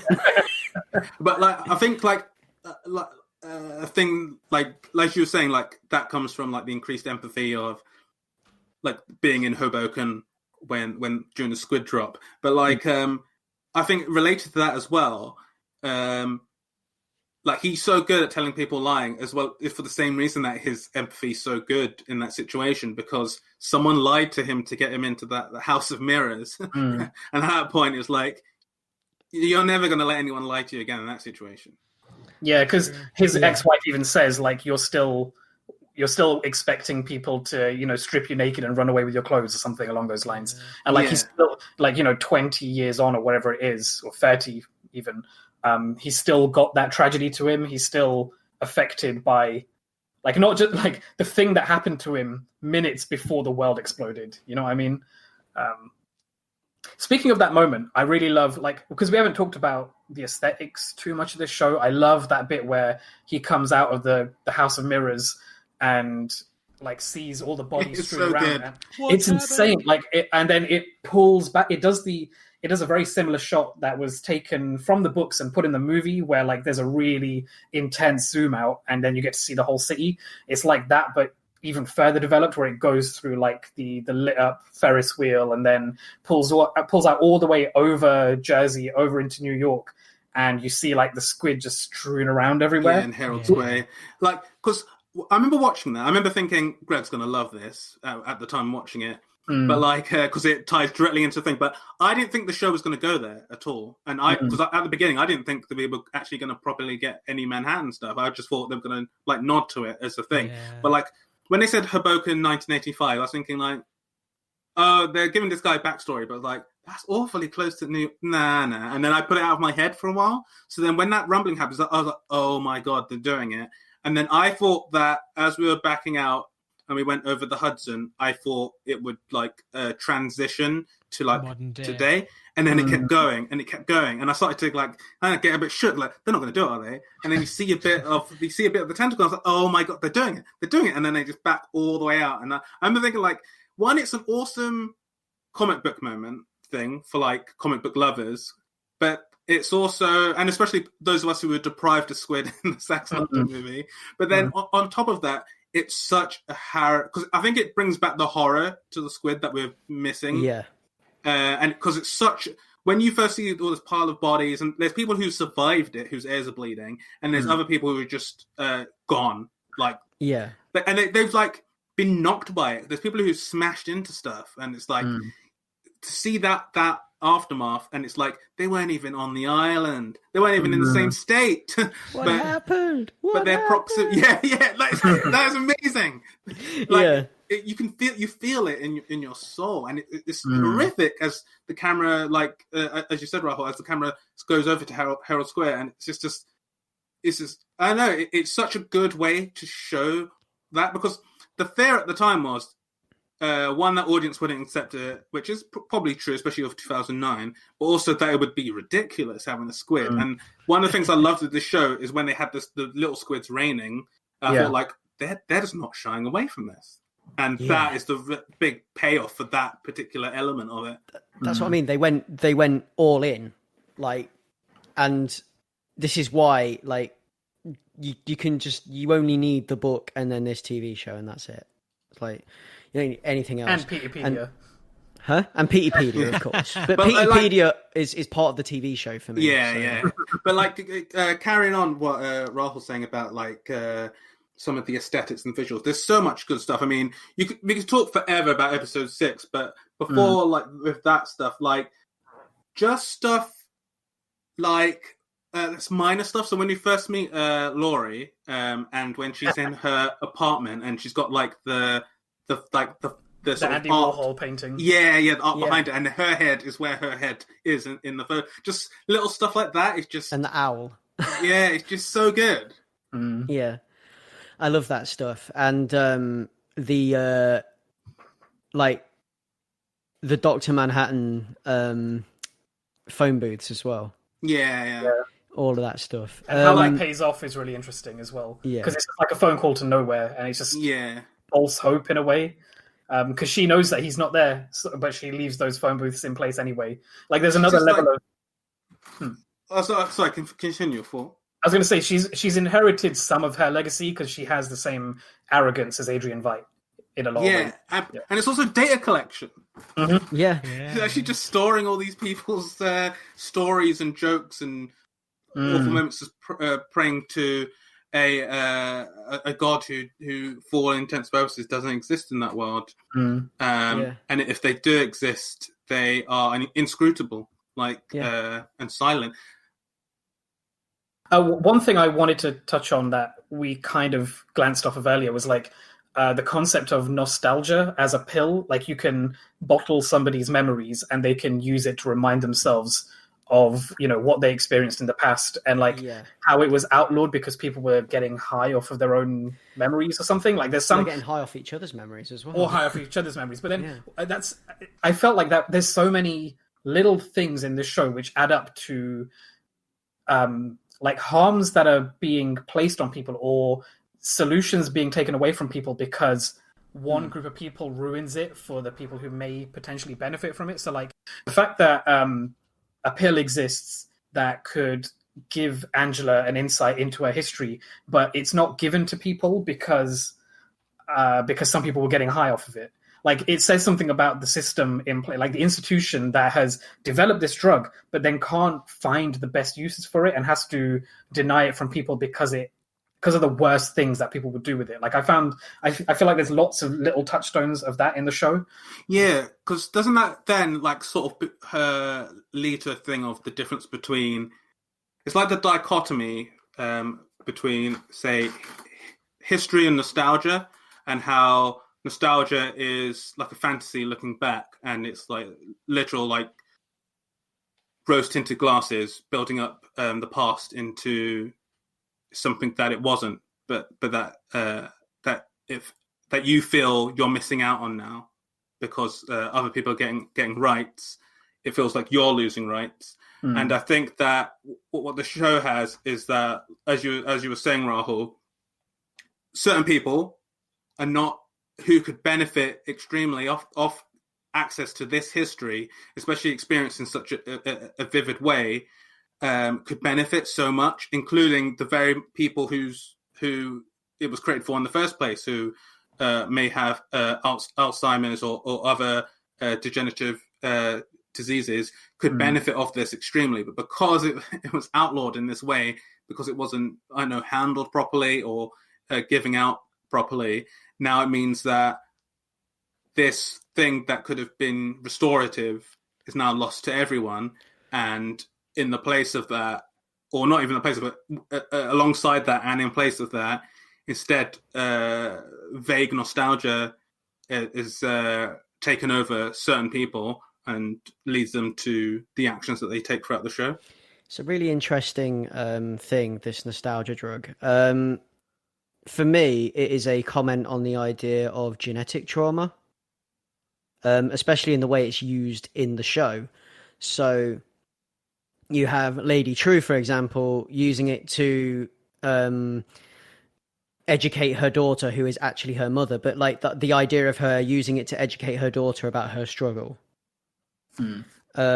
And her mother's struggle, and then the idea I didn't get it in that sense. I thought it was more to just literally recreate her mother. I didn't see it as an informative, this is what we went through, yada yada. It was a case of, you're my new mother. But I think before the mum reveal, that was my. I think both points still work, because, like Rahul said earlier, in regards to Adrian and Adrian putting the mask on the gamekeeper. And by doing that, it's this false hollow thing of you're going to become this character, but I'm going to stamp it on you. Meanwhile, people have experienced real trauma, and that's what's building their character. And Lady True is the artificial version of that, but that trauma really did happen to her actual mum. And she is I think it's emblematic of her character and of how her character's outlook is, where instead she just sidestepped all this, and it's I'm going to do it the right way by doing it the wrong way. It's genetic. And I mean the idea of genetic trauma as in something that happens to parents becomes imprinted on DNA and passed down to children. Yeah. So and this is like what's happening here, but it's like the nostalgia drug is the passing it on kind of thing. Like, yeah, and like that's the thing. Like building off of that, like that's quite one of the bigger themes for me in the show, genetic trauma, because like obviously it's articulated in episode 5 with the guy who's at Looking Glass's thing, who said he wasn't even born when the squid dropped, but he still gets the nightmares. And but like it runs throughout the show in different ways, because obviously we've got all the stuff to do with Angela's history and how certain things are almost like recurring, how they all want to be cops and they all want to like join the law, and they've all got this anger. They all put on a mask or put on a badge of some degree, but even to characters that like we know and like to a degree like John, because they're like fleeing Germany, to a degree like Laurie because of her parents and how they got together, and like all of that, it does like tie into this general theme of how these scars will pass on, and it kind of relates to what I was saying as well with the Redfordation thing. How if you don't try to heal those things to begin with, you will pass them down on one degree, and then there's a secondary degree where it's like the society helps pass those things down, and it's unavoidable.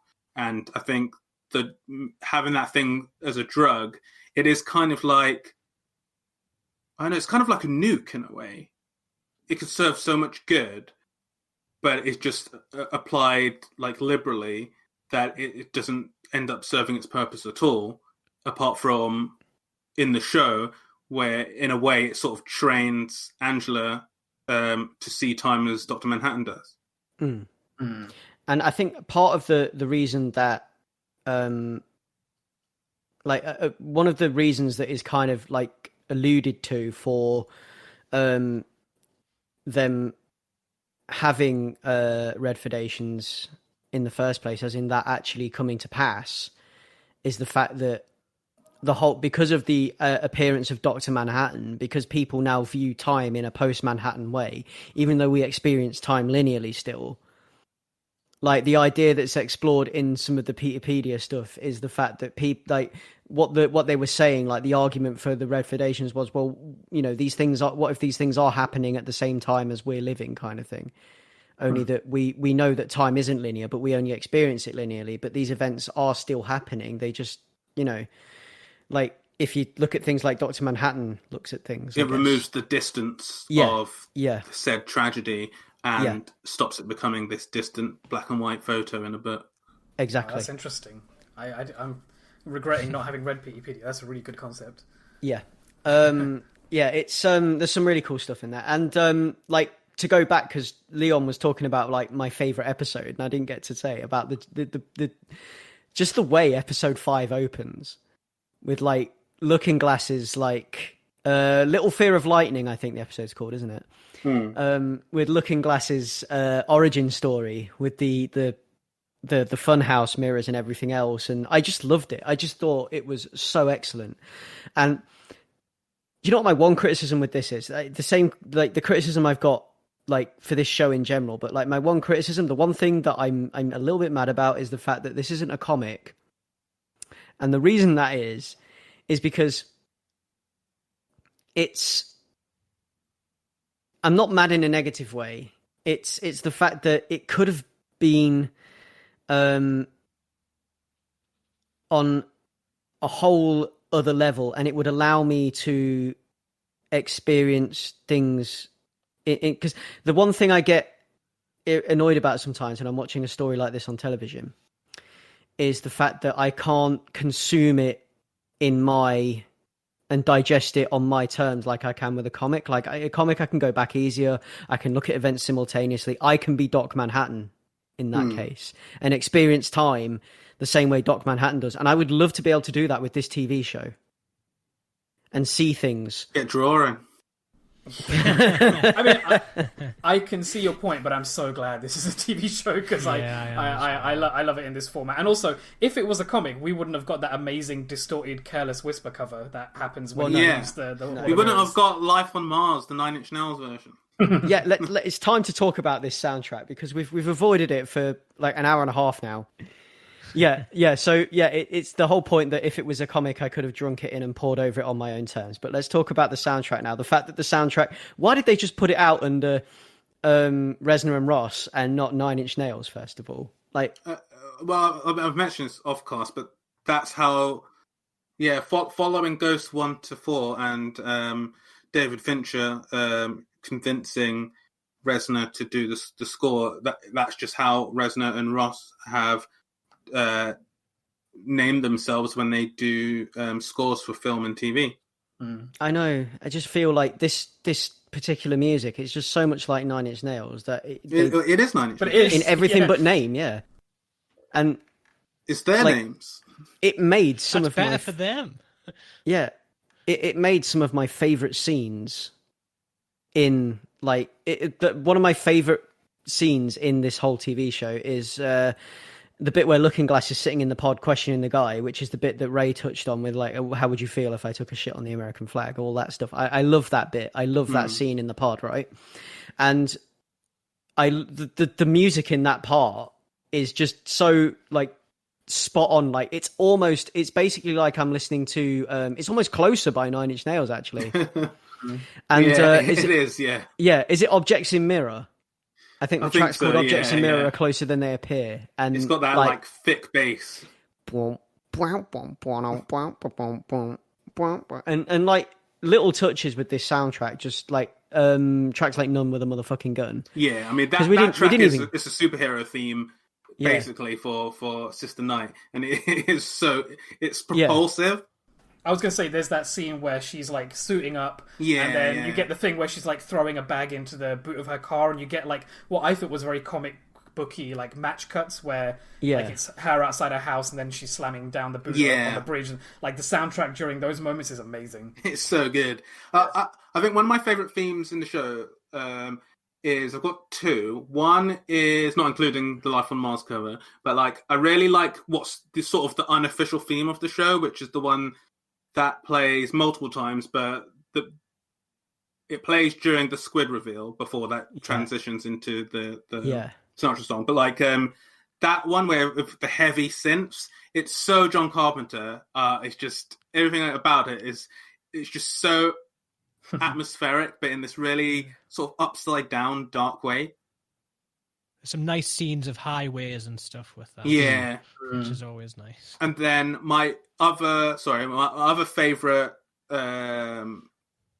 like theme in there is if they play it as a theme in an early episode, I can't remember the exact scene, but then the version that plays in the theater scene with Angela and Will in the last episode, it's like a vocal harmonizing track. That version of it's so good because it's almost manipulative because what they're saying is already quite emotional and how they're acting it is already quite emotional. But with that playing underneath it as well, it just, I don't know, it's really good at cutting straight to your heart.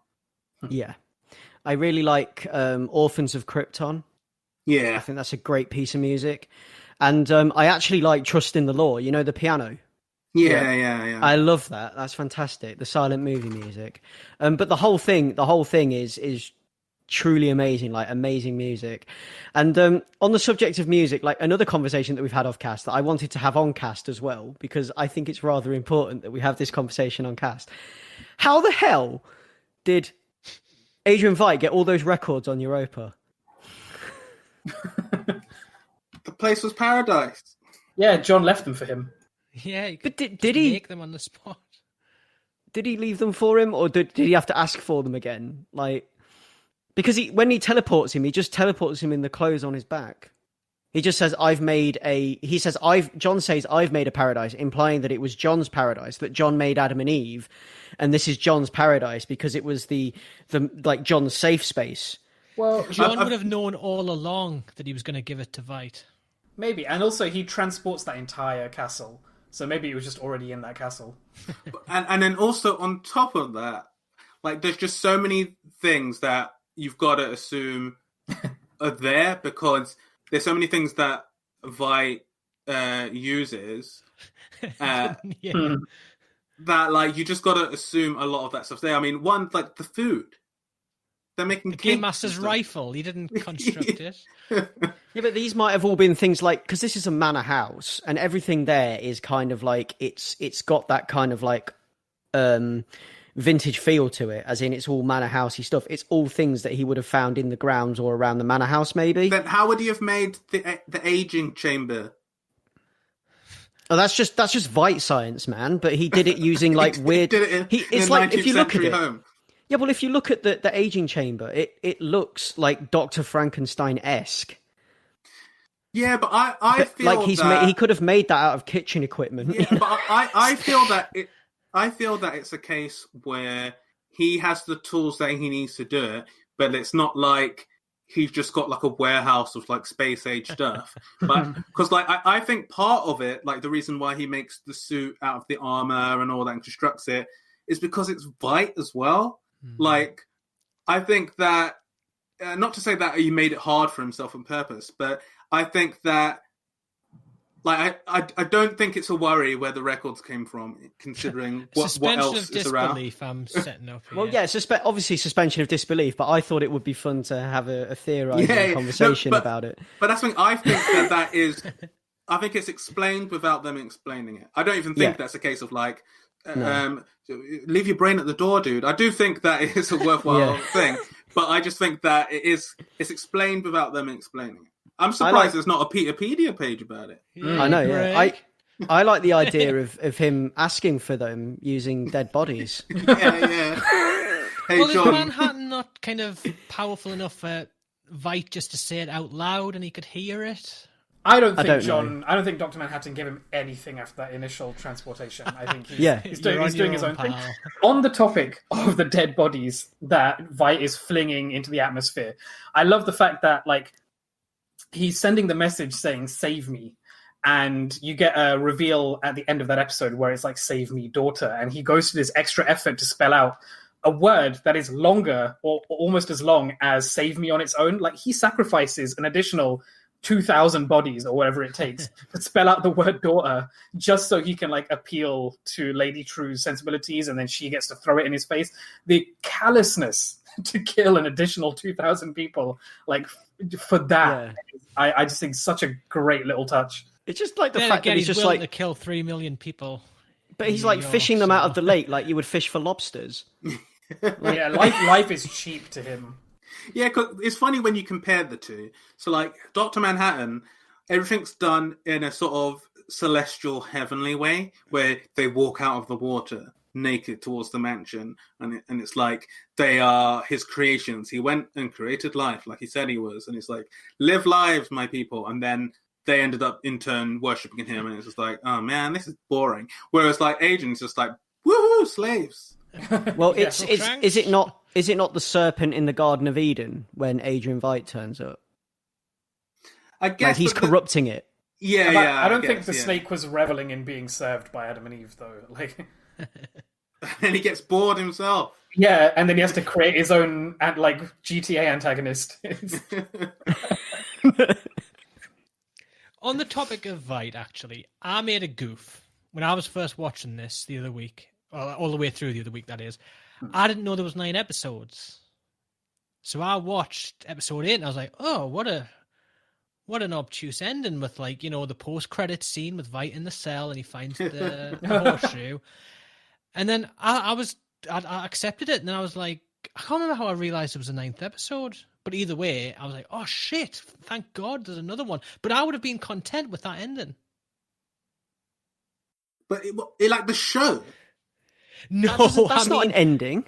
No, but I mean, at the time, I knew no better, so I was like, "Whoa, what a weird ending." I guess that's it. Obviously, there's a lot more that it builds upon, but I believed it. You know what? I can sympathize with that. I'm not going to mock you for it, because I'm sure I've done a similar thing before, where like you just if you know that there's 9 episodes, or you know to expect a more direct ending, then like you think, oh, I'm going to give it the weight of this abstract artistic, cuts off in the middle of the film, kind of, Pulp Fiction-y sort of story.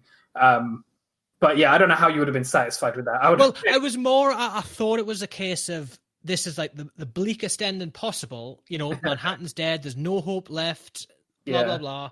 Yet the person who gets the cake is literally Veidt, and he's the one who gets the happy ending by. I can see why you would think that, because it's like it's the first and only post-credit scene in the entire show. So I could understand why you might think that's like the punctuation to the whole story.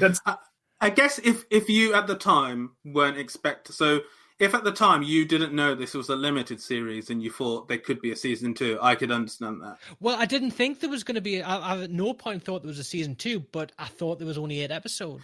Because in that case, like, isn't the last thing in the actual timeline? It's Manhattan being sucked into the thing and then Angela screaming. Is that the last thing we see of them? No. You see him. Oh, sorry. Yes. I'm sure it does end abruptly, but I thought that was the whole point, this bleak ending. You're like, you took Lady True at her word when you just like, what does the clock do? It tells the time. Okay, cool. She built a cool clock. Sad about Dr. Manhattan, though. I knew she was going to do something weird, like try and make another Dr. Manhattan or something like that. Like, I had that in my head already. But what I didn't know was that Senator Keene was going to get down to his Manhattan pants and then get turned into red slime, because that was amazing. Shall we address like the whole thing about John being Cal, being Dr. Manhattan? Like, because we've tiptoed around it, and it's a testament to the show that there's so much to talk about that we can skirt around the edges of Manhattan. But what thoughts do you guys have on like the concept of Dr. Manhattan coming back to Earth and then needing to find another like shell to live in, and as a way to like not be noticed, and he chooses, he falls in love with Angela in whatever timeline he experiences that, and then chooses the body of a black man. I think it's perfect. I think it's the perfect for him as a character. I think it's the best Manhattan thing. But also a key thing, because I remember thinking about this after watching the show the first time, and doing my appraisal and thinking about what worked and what didn't work. And it did strike me as weird that this dude, I get he spent more time being a non-human blue person, but it still feels kind of weird. Like, what is John doing blackface, whatever? But then I think a key important element of all of that, especially the scene, is that at the beginning he's presented with 3 bodies, and it's like a likely Vietnamese man who had died, a white man who had died, I can't remember the other body, and like he's presented those, and then Angela, he says, which one would you be more comfortable with? And then that's when she brings out the 4th body, which is a black man. And I think it works on multiple levels. It works, one, because it's her choice, and it kind of connects her with, especially with them saying we're going to move back to Tulsa and stuff, which she knows her from meeting her grandma for one day. Like it's her sort of way to sort of, it's not her way to reconnect, but it makes sense that would be the body that would be the most comfortable. And I think it's less problematic or whatever, because that she's making that choice, because in essence, you could read that as a rebirth of a person and not John pretending to be a black dude. Because especially as part of that, later on, he has to lose his memory as well, which I think makes that element a bit more perfect. But then it kind of also still, whether intentionally or unintentionally, does tie into the thing of like trauma, because there is a thing where just by being America and him being a black guy and being in Oklahoma, it's still in a way, it's going to be like it's not easy. Like it'd be easier if he picked the white guy, for instance. Yeah. But I think it works with Angela doing the decision because, one, it's her picking someone that she's more comfortable with. But I also think there is a hard to explain, but I don't know. I think there's a healing that comes with her wanting to be with like a black guy, and I think it sort of changes the meaning a bit if, for instance, she got with a white guy or a Vietnamese guy. I mean, the reason I asked the question in that way was because I remember having a conversation with you at the time this came out, and I didn't really see the potential problematic nature of that, and like we had that conversation about it. But I remember the reason I wanted to talk about it was because they make a big deal in this show in general about like what does it mean, what does identity mean, and what does it mean to put on a mask, and like why won't the police take off their masks while they're inside the precinct, for example? And the answer is like the concealment of identity is critical to our safety. And it's an interesting point to make that there's a man who can be impervious to all harms, who then has to lose his memory to be with this woman that he loves, choosing the body of somebody who is more vulnerable to harm than another body might be. And I thought there's an interesting like tying in of all these other themes of identity in that. Yeah. 100%. No, I can definitely see that. I think that is a good read, and also think that I think on different levels, there's a lot of cool things to do with like the sort of the flipping of a visual, for instance. So the first superhero was a black dude, and also we find out that the most powerful actual superhero is also a black dude in the show. But then a key thing that's interesting is that at the end of during episode 8 and in episode 9, when he comes back as Manhattan, he doesn't just have his John Manhattan face. He still has Cal in there. And part of that, obviously, part of that is because they wanted to have emotional connection. Yaya's, they wanted to have Yaya's him acting it because he's been acting Manhattan as well. And it's like you said, you have emotional response with someone if you can see their face, and obviously before that point we don't see his face. But I think also what you say to do with identity ties into that as well, because I think it isn't just I'm discombobulated because of the tachyons. I'm Manhattan, but I've got Cal's face, but I'm blue. I think it is meant to tie into, especially his last lines where he's like, I'm in all of the moments we were together at the same time.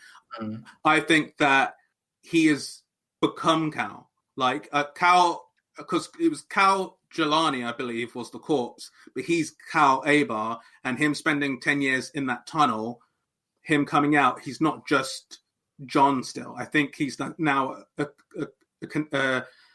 he's like a fusion maybe of the identity that he had as John, but also the identity that he has as Cal, and his time spent with, because he's got the memory.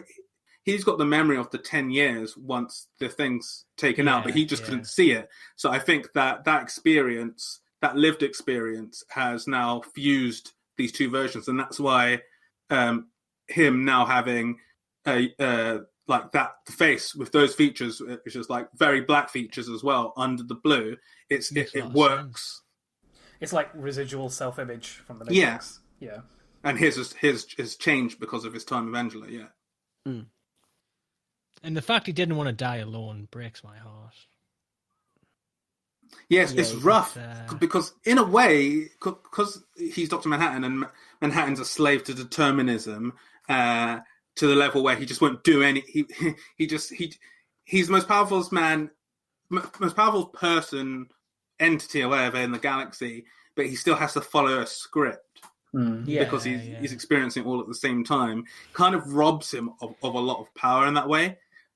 That's almost like he loses his free will because of it. Yeah. But my one thing with Manhattan is, if he knows the script, why does he still feel like he has to follow it? Because he knows what's going to happen. Can't he just like tweak? But he's not following it though, because he's experiencing it at the same time. He can't change something that's already. But I would argue in favor of what Greg's saying, that I think that he does that because he's living at the same time. He is doing all that stuff, but that makes him this passive character who did all the stuff because he was told. Like he became a scientist for whatever reason. He became a watchmaker for whatever reason. He fought in the Vietnam War because Nixon asked him to. It's like he just follows this path, and you can say no, you know. Yeah, he's like, that's what I feel like saying to him. Like, he takes his hand off the steering wheel because he knows he's not driving, and it's kind of that's what stops him from doing truly great stuff, as Will says. Like he could have done more, and it's like he didn't push himself to do more because he was living it all at the same time. But I would argue that determinism can break down because of free will, and that if you truly, it's like a religion if you're stuck in it. And I think that, especially such a person who rebuilt himself, wild to think that he could see this entire series at the end of Watchmen.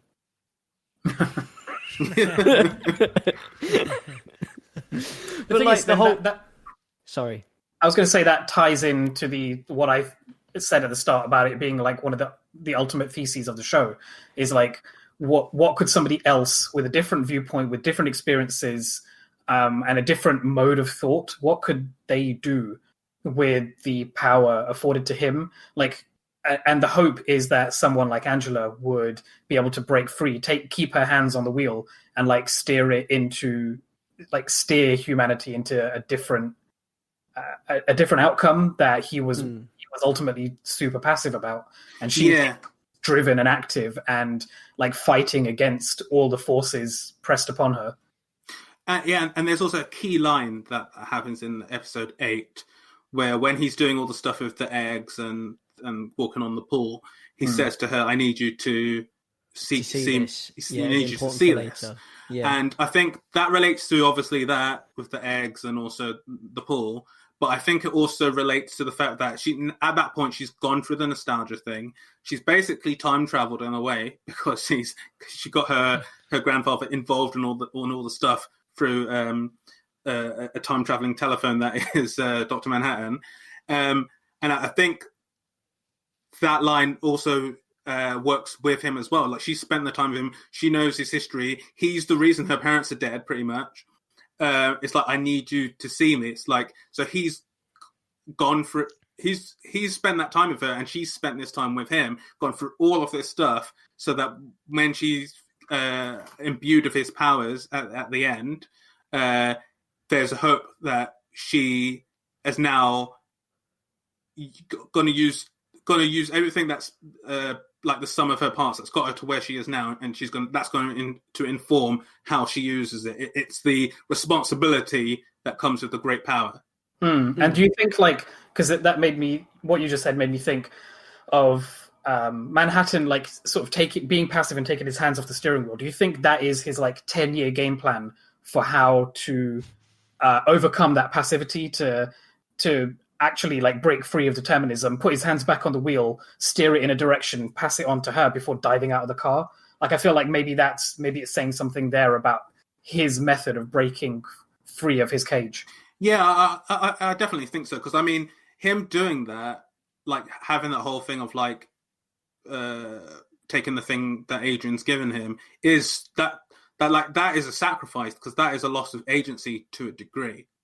But like you said, all it is really is it's like when like badass fighters or whatever put on a blindfold and then they're better than they were before. It's kind of like his version of that. It's like I guess it's tied to also a thing of people's having like faith or whatever, and it's like not seeing what your eyes can see, but going off what you feel or believe. And I think his version of that is, as you say, it's to the thing that's shackling him is the omniscience and the omnipresence. If he removes that and lives as a human, then like he even though he won't at the time know it, he gets the power back, as you're saying. So I think that's definitely a on the money point. I actually don't think he's dead either, because the fact that he knows what Angela's going to do by him showing the stuff with the pool, obviously he knows what she's going to do, so he can't. Does he though? Or is he not giving her the tools? Is that faith, or is it? But well, I guess but would Dr. Manhattan have any faith? Because I don't think he's the... Well, faith in someone that he loves. I guess so. Now he's had those 10 years of being a human, perhaps, but... I mean, I like the point. I think it could be both, because like he's a man who's put himself together before. Why couldn't he again? But like, I like that it's open ended and it may be answered in a season. Like, that's a cool question. I think it is, and I hope that he's dead. But I think it is a cool thing to consider. I mean, it's more worthwhile that he's dead, because if he's not, it's kind of like, well, was that all for nothing? Yeah. And I hate that. I hate an all for nothing. Mind you, as drug episodes go, this is definitely better than the one in Westworld. Oh man, the whiplash of that. Having seen this like the months before. Westworld. See, I was the opposite way around. So... when they introduced that, it was such a letdown. Yeah. Not that I want to get too deep into the Westworld dialogue. No. That drug had so much potential to be amazing. Like, what was it? Genre? Like, film genres. Oh my god, that could have carried the show. Yeah. Oh, well. I've never seen Westworld, and I feel like I need to now. Yeah, it's a good show. Yeah, I would overall recommend Westworld. What was I going to say about the drug episode? Yeah, so the nostalgia episode. I like. These are just like little moments that I noticed, but I like how in American Hero Story, I think they essentially show that same thing, the scene where Hooded Justice saves that. Yeah, but it's like backwards. Yeah, it's the wrong way around. It's very Zack Snyder-y. It's, as you say, it's backwards. And like, one thing I noticed was how he went in there to save the store from a violent robber, and they were like, the robbers were asking the shopkeeper for like, give us everything in your safe, and he's like, we don't even have a safe. And at the end of that scene in the TV show, you see there's a safe under his desk. And like, it's I just thought that was really irritating, because like, clearly he's just an asshole who doesn't want to give up his possessions, but the reality of that is so much darker, because it's that whole bit where Reeves is on the warpath and goes into the meat factory and this is going to sound like nonsense if somebody drops into the conversation right now, but he goes in to the meat store to break up the mesmerism construction plant that the clan are creating, and then that feeds into the grocery store that Fred owns, and like that whole like, and also that episode is, or the parts of it that are in the nostalgia trip is all shot to look like one shot, right? Or at least in big chunks of it. It's big chunks, yeah. And I like how I thought maybe there was a couple of like Birdman references. There's a bit where like the camera tilts up to look at the tops of some buildings, and then it transitions from night to day or day to night or something. Yeah, a very similar shot like that in Birdman. I thought maybe that was a shout out. Yes, and and even like the percussive like soundtrack choices as well. Which I thought was a nice choice, because I like Birdman. And that was, yeah. I thought that stuff was done really cool, because I just, there's something about it, I don't know why, but just the thing of the police station doors, it's not that cool they did a transition using the police station doors. It's the fact that he goes in, has the whole scene, and then walks out, and they're still using it in the same magical realist way. I thought like, oh, that's really cool. It just opens out onto the street. Yeah, it's cool. But yeah, going back to that point about the shop as well, one thing that I love with that is that, it's backwards, because in the thing he jumps in, smashes in there, but it's also like it's shot in that Zack Snyder way. It's like hyper violent for no reason, and the bit of the cash register, he's smashing it on the head, and then the thing I really love the contrast of this is like this fake reality and blah blah, and then when we see the actual thing. The way Hooded Justice fights, from his first fight to like that fight and others, it's way more scrappy and messy and human. And it's like he's like having to get up and take hits and stuff. And in that sequence, like you said, it's not a heroic, it's an escape, because he's getting shot at. And it's like, I love the way that you kind of have that thing of like, it's like the laundering of lies in a way, because it's like creating like this false, hyper dramatic badass version of a history that didn't truly happen, and sort of just whitewashes over the raw truth of it, which but the hyper violence was it wasn't showy, instead it was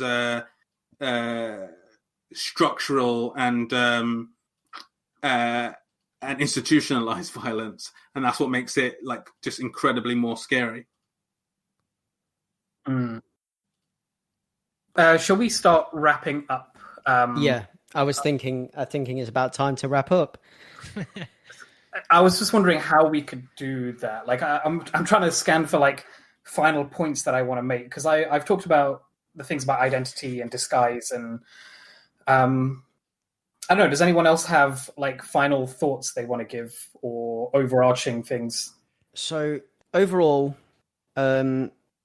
just to wrap up, to sort of like bring this into a close and tie it in a nice little neat bow, I think that this is like overarching from all of the Watchmen series. So this is like from start to finish, from everything Watchmen that we've talked about. I think the only things you truly need are the original 12 chapters, and if you want anything additional to that, as in like if you need a continuation of that, then you need this show as well. The only two things you really need are this show and those 12 chapters. My overall takeaway of this is I really enjoyed this show. I do wish it was a comic, because then I could enjoy it on my own terms, like I said before, but that's just me and how I like to consume media. And I think it is, and I think this is an excellent way to end Watchmen, and I think this should be the end of Watchmen. I don't want any more. I don't want them to make any more. I think I like that this is the end and the culmination of everything. Thing is, people said the same thing when the comic ended, and then look where we are now. Got a great show off the back of it. So I feel like nothing needs to be sacred. Like, if you can put some genuine effort into finding a renewed way of like reutilizing that old iconography, or like the template of, you know, how Watchmen was, as we alluded to at the start, the original Watchmen was about the Cold War anxiety, and this is more about modern racial anxiety. Like, maybe in another 20, 30, 40 years, there'll be a new thing that we could then put into this framework, and also have the same generational shift where... Yeah. I mean, I'd like to think there's not. I mean, who knows? So, like, I think what I'm actually saying is I don't want any more now. Like in this generation, like maybe in 30 years' time, if I wake up in 30 years' time and they're doing another Watchmen 4D hologram show or something that's like that follows on from this but deals with something entirely different that we've lived through in the past 30 years, then sure. You know, but I would prefer as well that people just rip off a lot of the stuff that was in this and apply it to like new things. Particularly stuff in front of the camera, but also stuff like behind the camera, because like this show is notable because it handles all these like tricky themes to do with race and white supremacy and policing.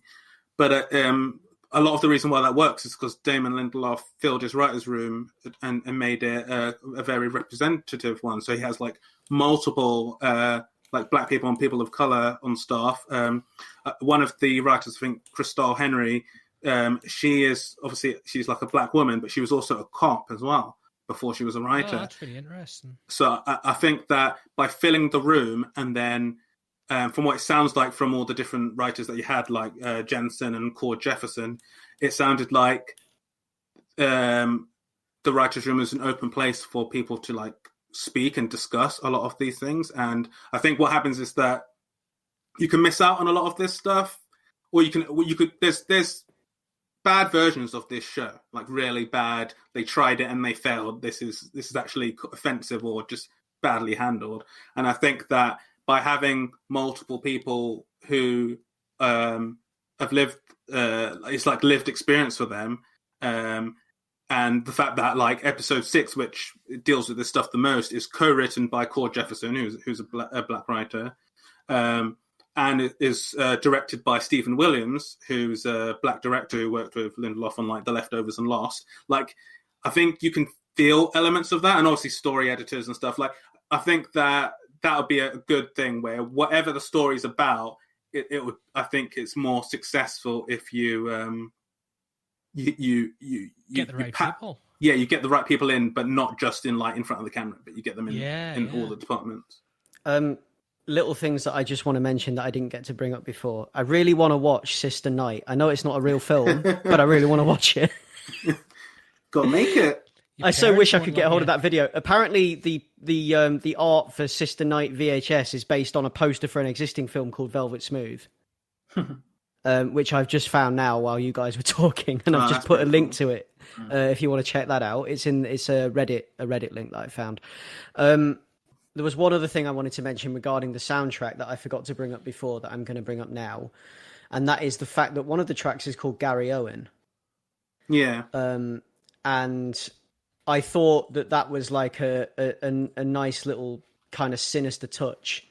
The fact that they called the rallying cry of the cavalry Gary Owen, as in Gary Owen, the tune that like Custer's men used to march to, like the 7th Cavalry used to march to a Gary Owen, which is an Irish marching tune that they used in the Civil War and such, which was a nice little sinister touch. And this whole thing of using like this whole thing of white supremacists and whatever in America and racists using Civil War iconography and things like that. There was one thing that I didn't understand that I wonder if you guys can shed light on. But like, what was the deal with the panda? Like, it doesn't turn up very often, but he's there as like the guy setting the rules and giving access to guns in the first episode. Like, his origin story is that he was a football mascot that never washed. Is that all there is to it? I thought no, that's not true. I'm just making that up. But I believed you. I'm not gonna lie. I believed you there. I 100% believed you. Yeah. That dirty old ratty panda costume. Yeah, I wonder if there was more to it, because like there's a couple of references to pandas and there's other animal iconography throughout the show, like with Lady True and the elephants, and like elephants never forget and she made nostalgia, blah blah blah blah. Yeah.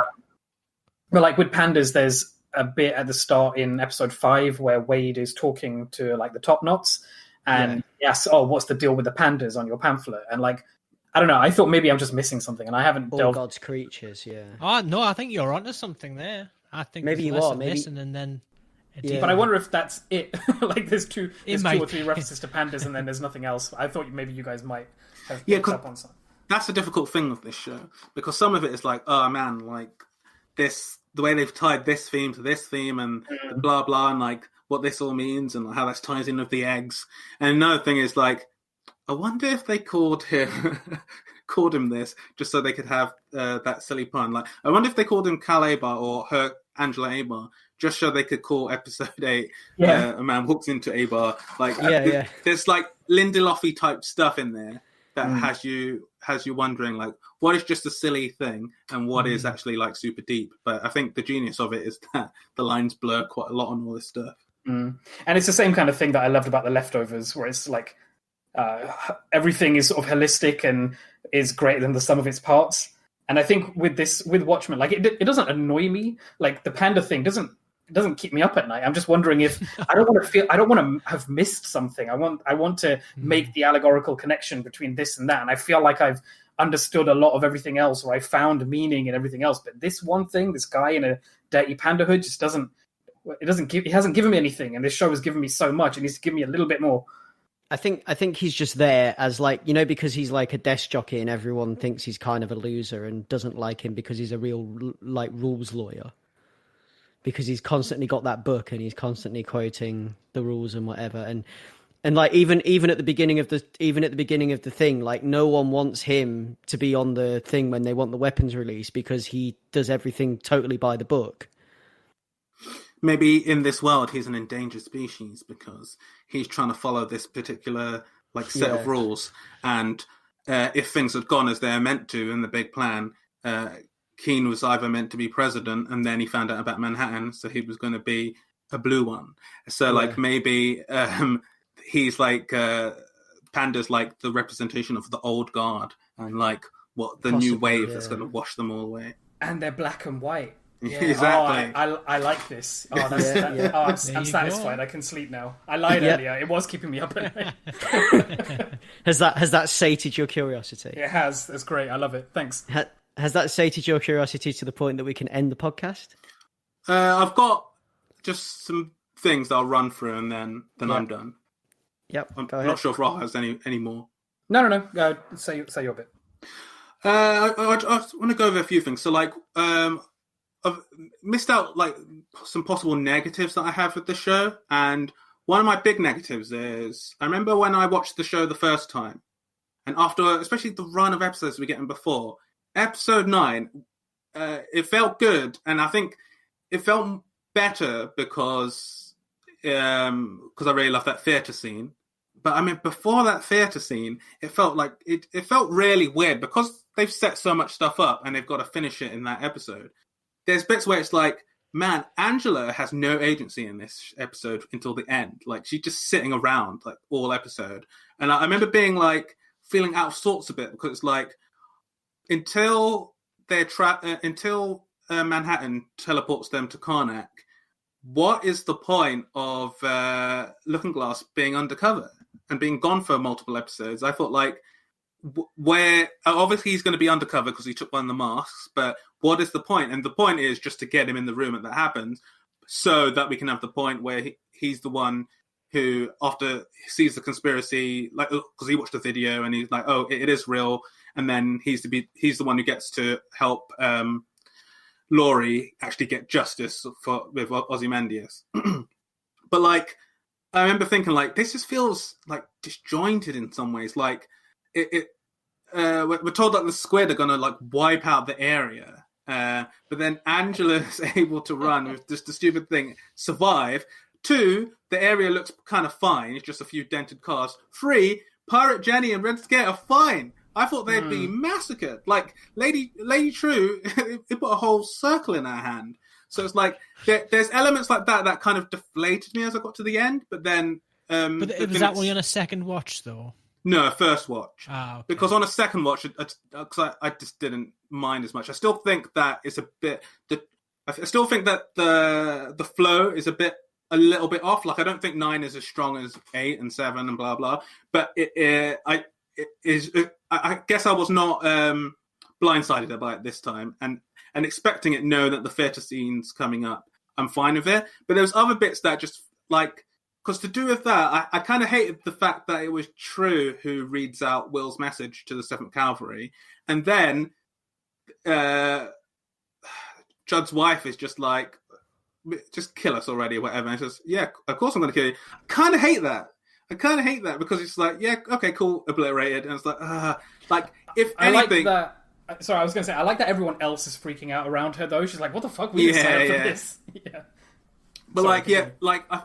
That I don't know, it's kind of like anticlimactic in a way. But then I think that may be tied to a blindsiding because going into that, I was like 7th Cavalry are one of the main big bands, and then this like does a Watchman on you, and it's like, not really.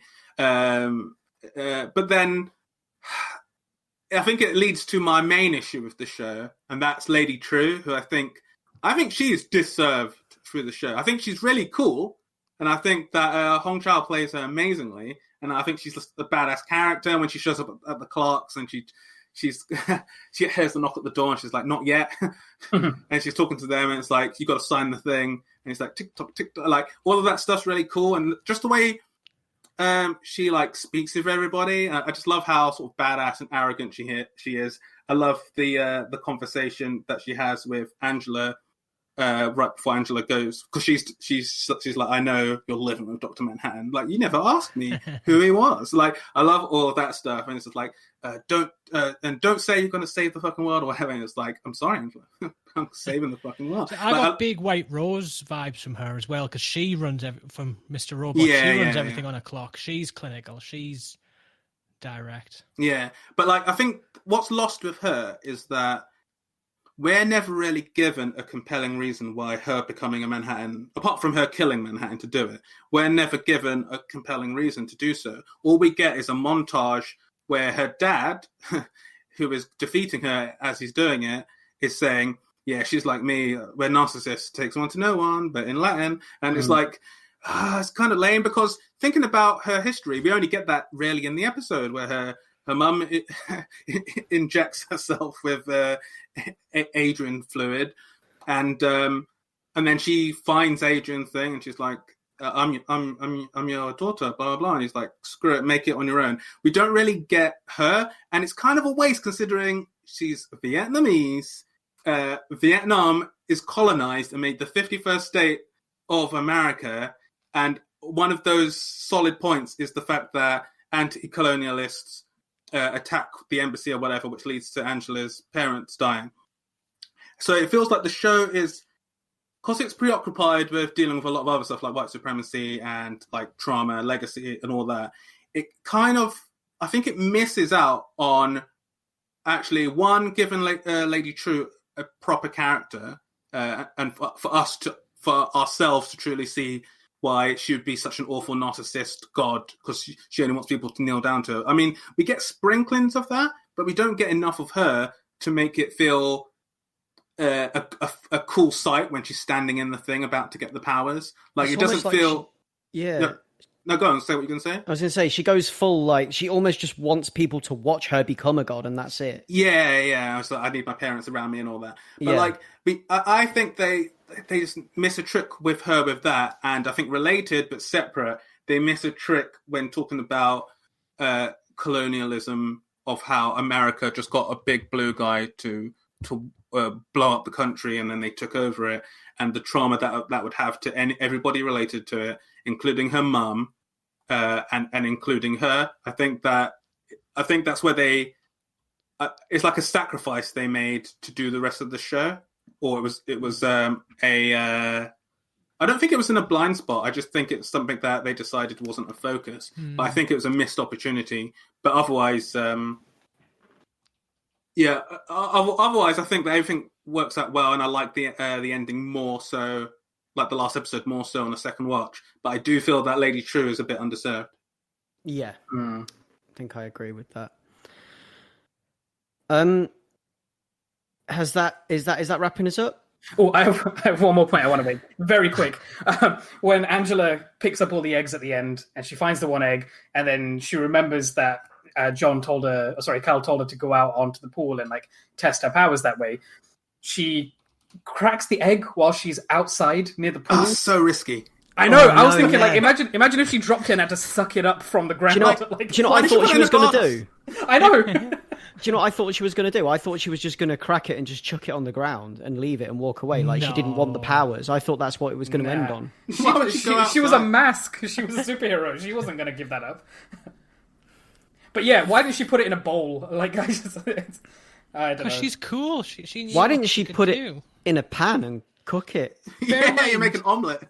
Why didn't she enjoy the egg? Why didn't she just have a fried egg sandwich?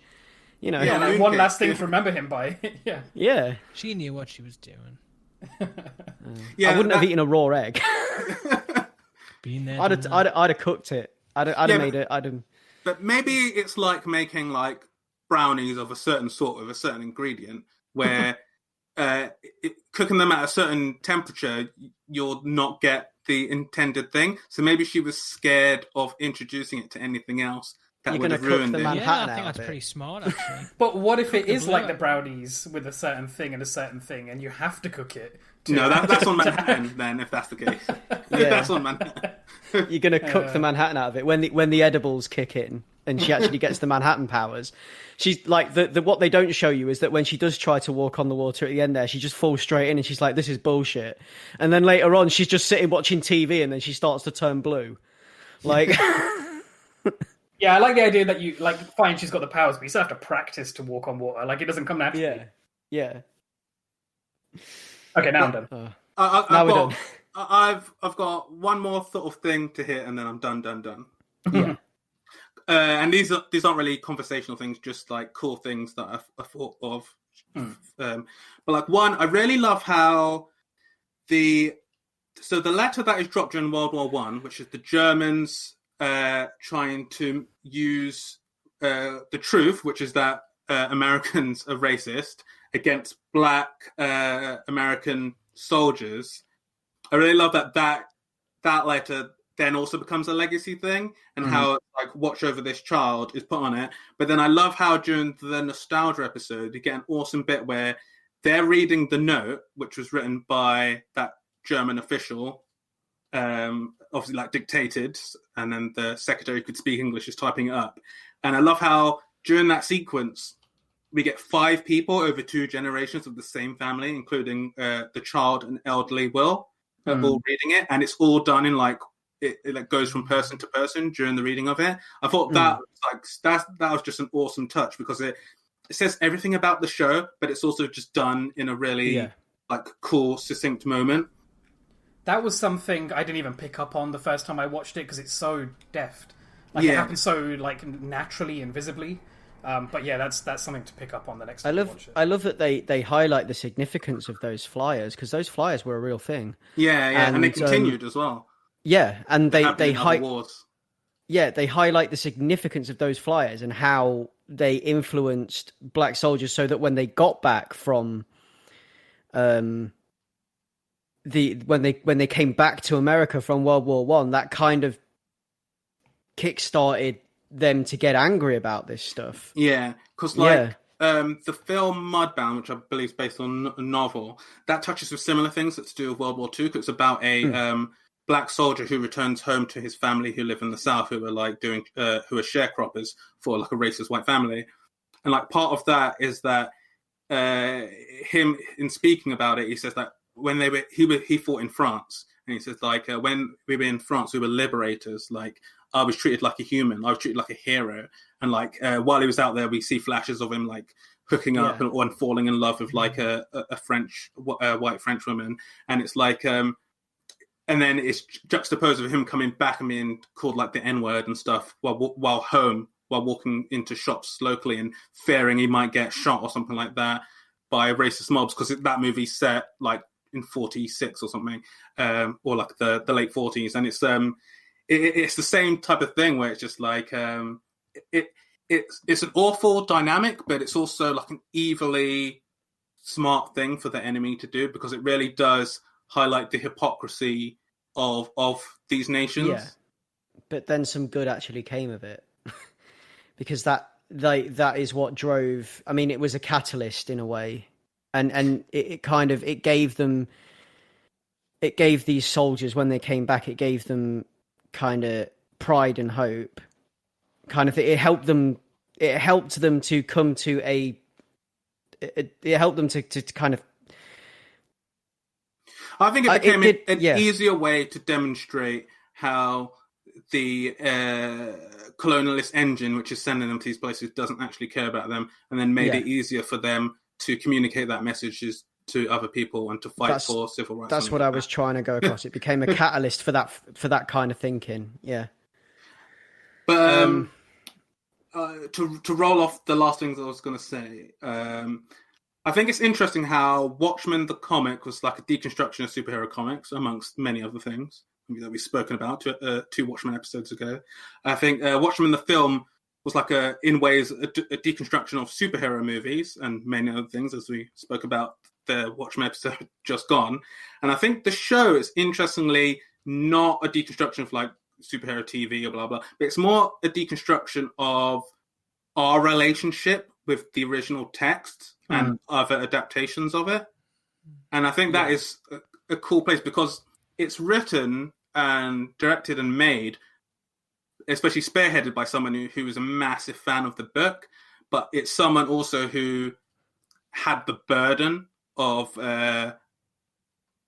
like all of that, like knowing the history and the weight of all of that on them. So I think that it's super interesting to see within the show all these call outs to stuff to do with handling that text, like the line you mentioned earlier, Rahul, way earlier, maybe an hour or 2 ago, about reruns, and how this is stuff like with the squid gun from the atmosphere is kind of a rerun of how the end of the book happens. And I do love how in that way it's quite meta, and it's able to step outside of itself and sort of see how we as a culture consume media, but also our relationship to sort of the Bible of this type of world. And I thought it's quite interesting, because it's quite obviously this is a property with a co-creator who is renowned for not wanting adaptations of his work. and the person who made this knew they were going to get a hex cast on them, but thought that the only way they could do it is the way they did it and make it about what the show is. And I'm happy that they took the hex for us. But then, just to the last thing I want to say, and then I'm fully done, is that what's nuts watching this show again, like now, or June when I watched it, June 2020, like following the Black Lives Matter protests and the most recent cases of unarmed black people being murdered by the cops and people who think they're cops in America. What's nuts is like how like the life imitates art stuff has happened. So like those Black Lives Matter murals, like the one that started in DC and lots of other cities have got them, that they got almost the same typeface as Watchmen, and it's like Black Lives Matter in big yellow letters, and it's surreal watching that. And then connected to that is the fact that, and like the ones done in DC are done on the road which leads from the park to the White House, and that's where Trump did his silly thing of like attacking protesters on TV to go to the church to get the photo up. So it's nuts how all of that ties together. And then after that, Trump has a rally during the coronavirus, has a rally in Tulsa, and it was originally going to be on Juneteenth. June, like that is insane. Like the white supremacist friendly president, like it's just like it's a slap in the face to do that, and it's like it feels so nuts how like the zeitgeist has just pulled all these things together, and it's wild how like life imitates art in that way, and it's based on art that was imitating life. And it just shows you how, like, history. I think the writer Core Jefferson said this. Like, history is prescient. Like, the reason why Watchmen is called all this stuff is because Watchmen was commenting on stuff that's happened before. And I think that all of that is just partially a sad indictment of like how the world is, and how a lot of these freedoms and things that we feel are like tangible and have a degree of permanence don't. And that they can slip away if we take our eyes off, but also how, like I was saying before, in terms of getting more Watchmen, I think that the current era, as well as any like meaningful justice that we get in terms of like defunding police or abolition and everything, I think in terms of art, I think that. There's a lot to mine and a lot more interesting ways to mine it and to talk about our current situation. But yeah, that's me. Yeah, and I think that wraps us up entirely.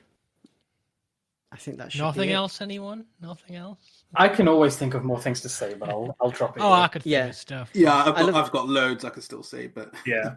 I love how you guys wait for me to say, "Are we done?" before you like unleash. Because sometimes it's the only good place where we've been going through the conversation, and I've had to skip over stuff, and it's like, oh, this is a good time to bring this back. Yeah.